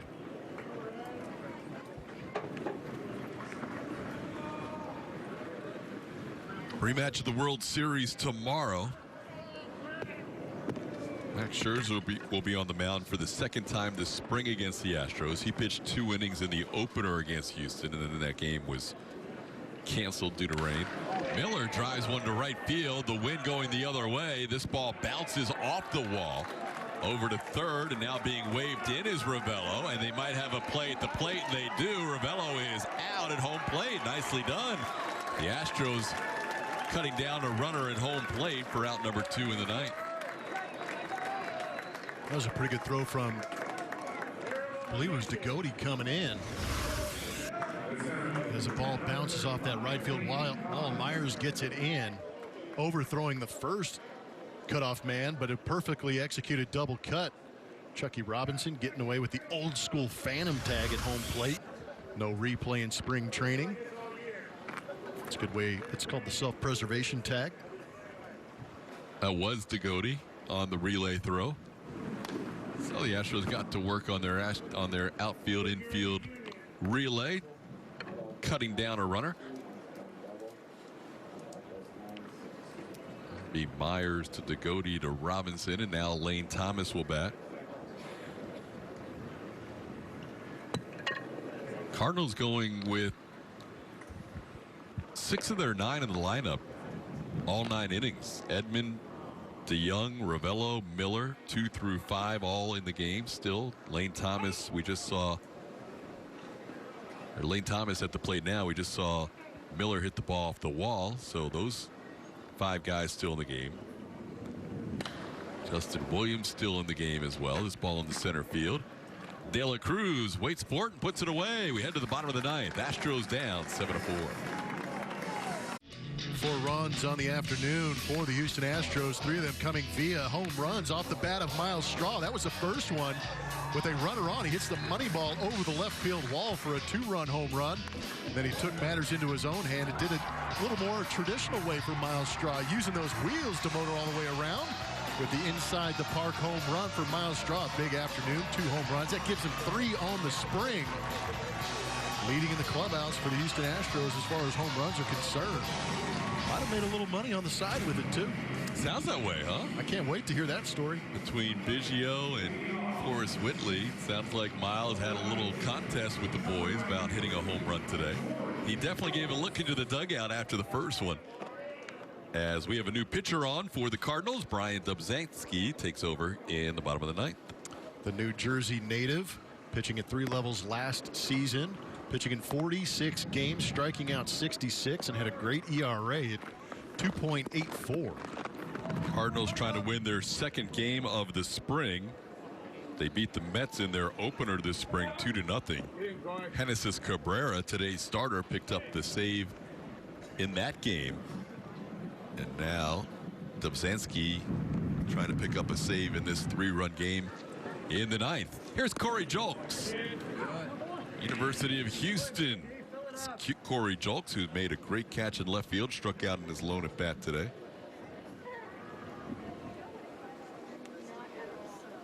Had himself a 4-run homer the other day. How about that? Over in Lakeland, right? Yep. Part of the 11-1 win against the Tigers. It's the Astros' only win this spring to this point. They're 1-3. They haven't had a losing season in the spring in about a half dozen years or so. They are in danger without a rally here, falling to 1-3 in the early part of this spring. Although they won earlier today on the other side, so they're 2-3 if they lose today. Cardinals are losing their other game. They're playing the Marlins. They're down 8-7 in the 8th.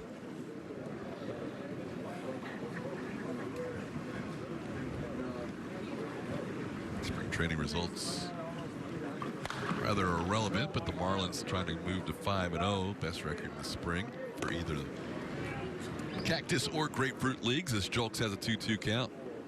Yeah, I would think that for a team like Miami, it probably carries a little bit more weight in spring training, trying to lead into that regular season, get the fans fired up about the product they're trying to put out there. Derek Jeter said as much, so he expects them to maybe turn a little bit of a corner this season and be a little more competitive, but a tough division. Ball hanging up in the air and unable to make the play. In right field is Williams, who then jumps onto the tarp just to make sure the degree of difficulty looked harder than it was. I mean, he missed that ball and then took a jump.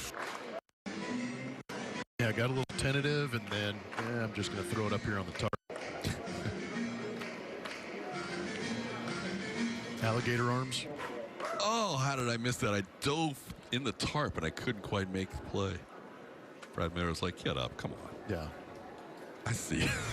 Wasn't that bad. We're trying to get out of here. Gives Corey an extra pitch here. And it's now 3-2. Corey Julks, Houston kid, not just University of Houston, but Clearbrook High School, the Wolverines in Friendswood. 8th round pick of the Astros in 2017. On the ground towards third, that is a foul ball.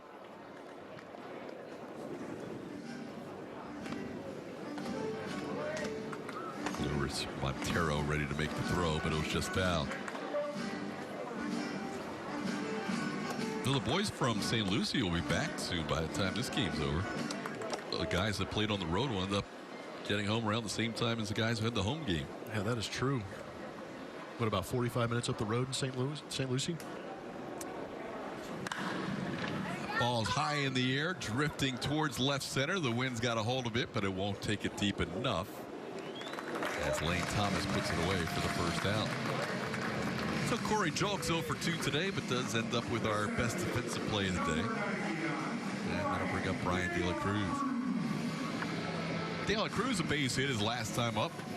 Yeah, he smoked a rocket right back up the middle. Good swing. Was a good swing. 23-year-old. He's been with the Astros organization since 2014.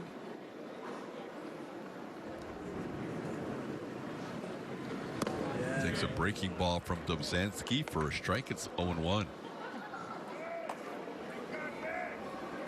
So tomorrow we will not see Justin Verlander on the mound against Max Scherzer, but we will see Christian Javier get the start for the Astros.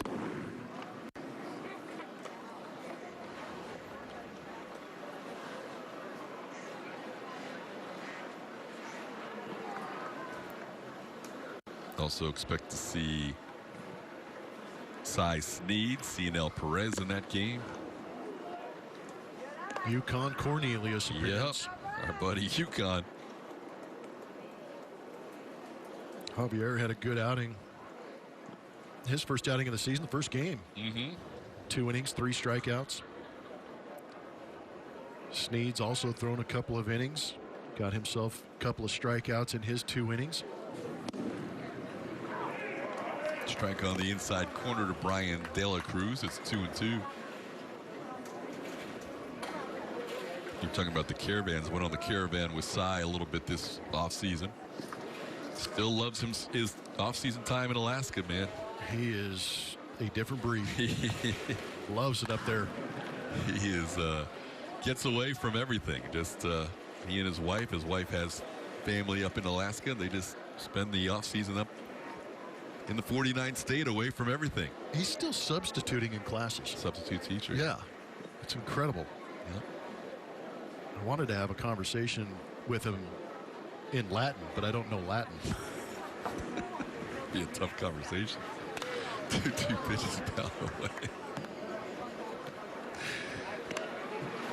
I mean, tomorrow, Astros and Nationals night game.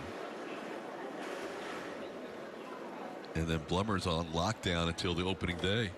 Yeah, I got to put all my eggs in tomorrow's basket, huh? You got a lot of material. Bring them all out. Got a lot of material to work in tomorrow. Save it for later, because we've heard in the last 2 days, Julia, usually by 9 o'clock, that's fade time. So yeah, I'll save my stuff for late in the game. Save your cover that top stuff for the end of the game. My bedtime has gotten later since the games have started. Hey, you heard it straight from Jose Urquidy. I He did. does his sleep when Oh my he's not on gosh. the field. I tell you what, there is nothing better than a spring training nap. Oh my gosh, as a player, go out there, grind during the morning, play a couple of innings, get your 2 at-bats, come back, and man, I don't know what's on TV, but you catch some mid-afternoon, maybe watch some baseball on the in Arizona, and all of a sudden it is lights out. Straight to REM sleep. Straight rack. Oh my gosh, yeah. Love it. Wake up, have some dinner, and go right back to bed. Ravello can't see this ball, but it really doesn't matter because it is in the backside of the screen behind the Cardinals dugout.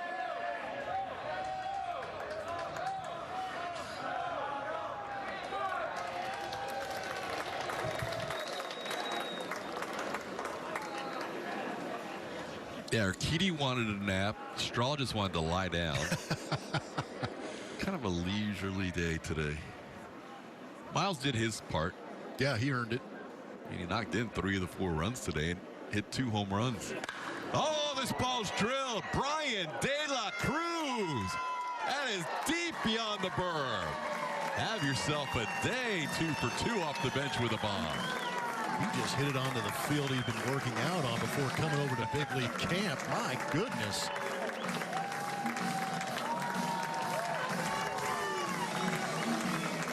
'23-year-old Brian De La Cruz, who hit 8 home runs last year, 432 ABs. Man, nothing like a hanging fastball, barreling it up and knowing it. He knew he got all of it, and he got it up into that wind.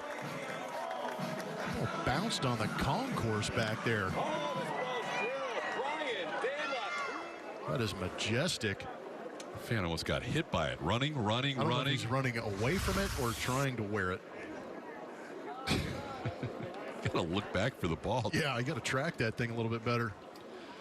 Nice day for De La Cruz. Wow.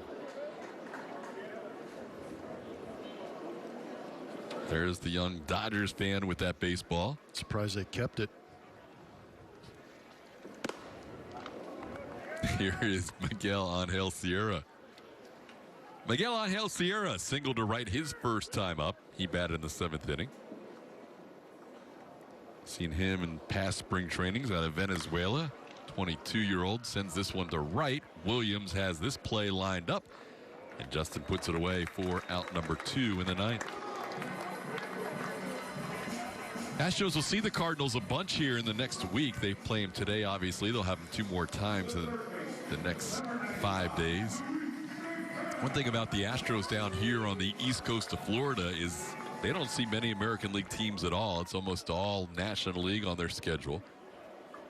They play a home and home with the Tigers, one here and one in Lakeland. They'll play a home and home with the Red Sox, one here and one down in Fort Myers, and that's it. That's all the American League games on the 2020 spring training schedule. They've already played in Lakeland, so they have 2 more coming up with Boston. One of them will be our telecast in the middle of the month. And they'll have one more here with the Tigers as well. Here is Luis Santana. Santana popped up his first time up. Luis Santana, just 20 years old. He was acquired from the Mets in the J.D. Davis trade.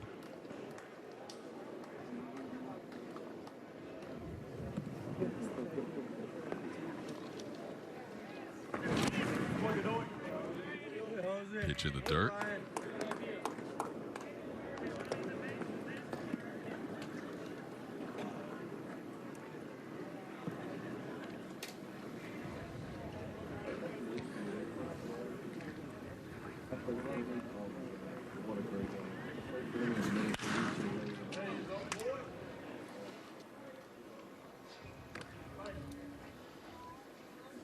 One and two the count to Santana. Won't turn 21 until July 20th this year out of Bonnie in the Dominican Republic. Last year had some time at Corpus Christi, 18 games, and Tri-City for the rest of his season. Played mostly second base and third base in the Astros minor league season.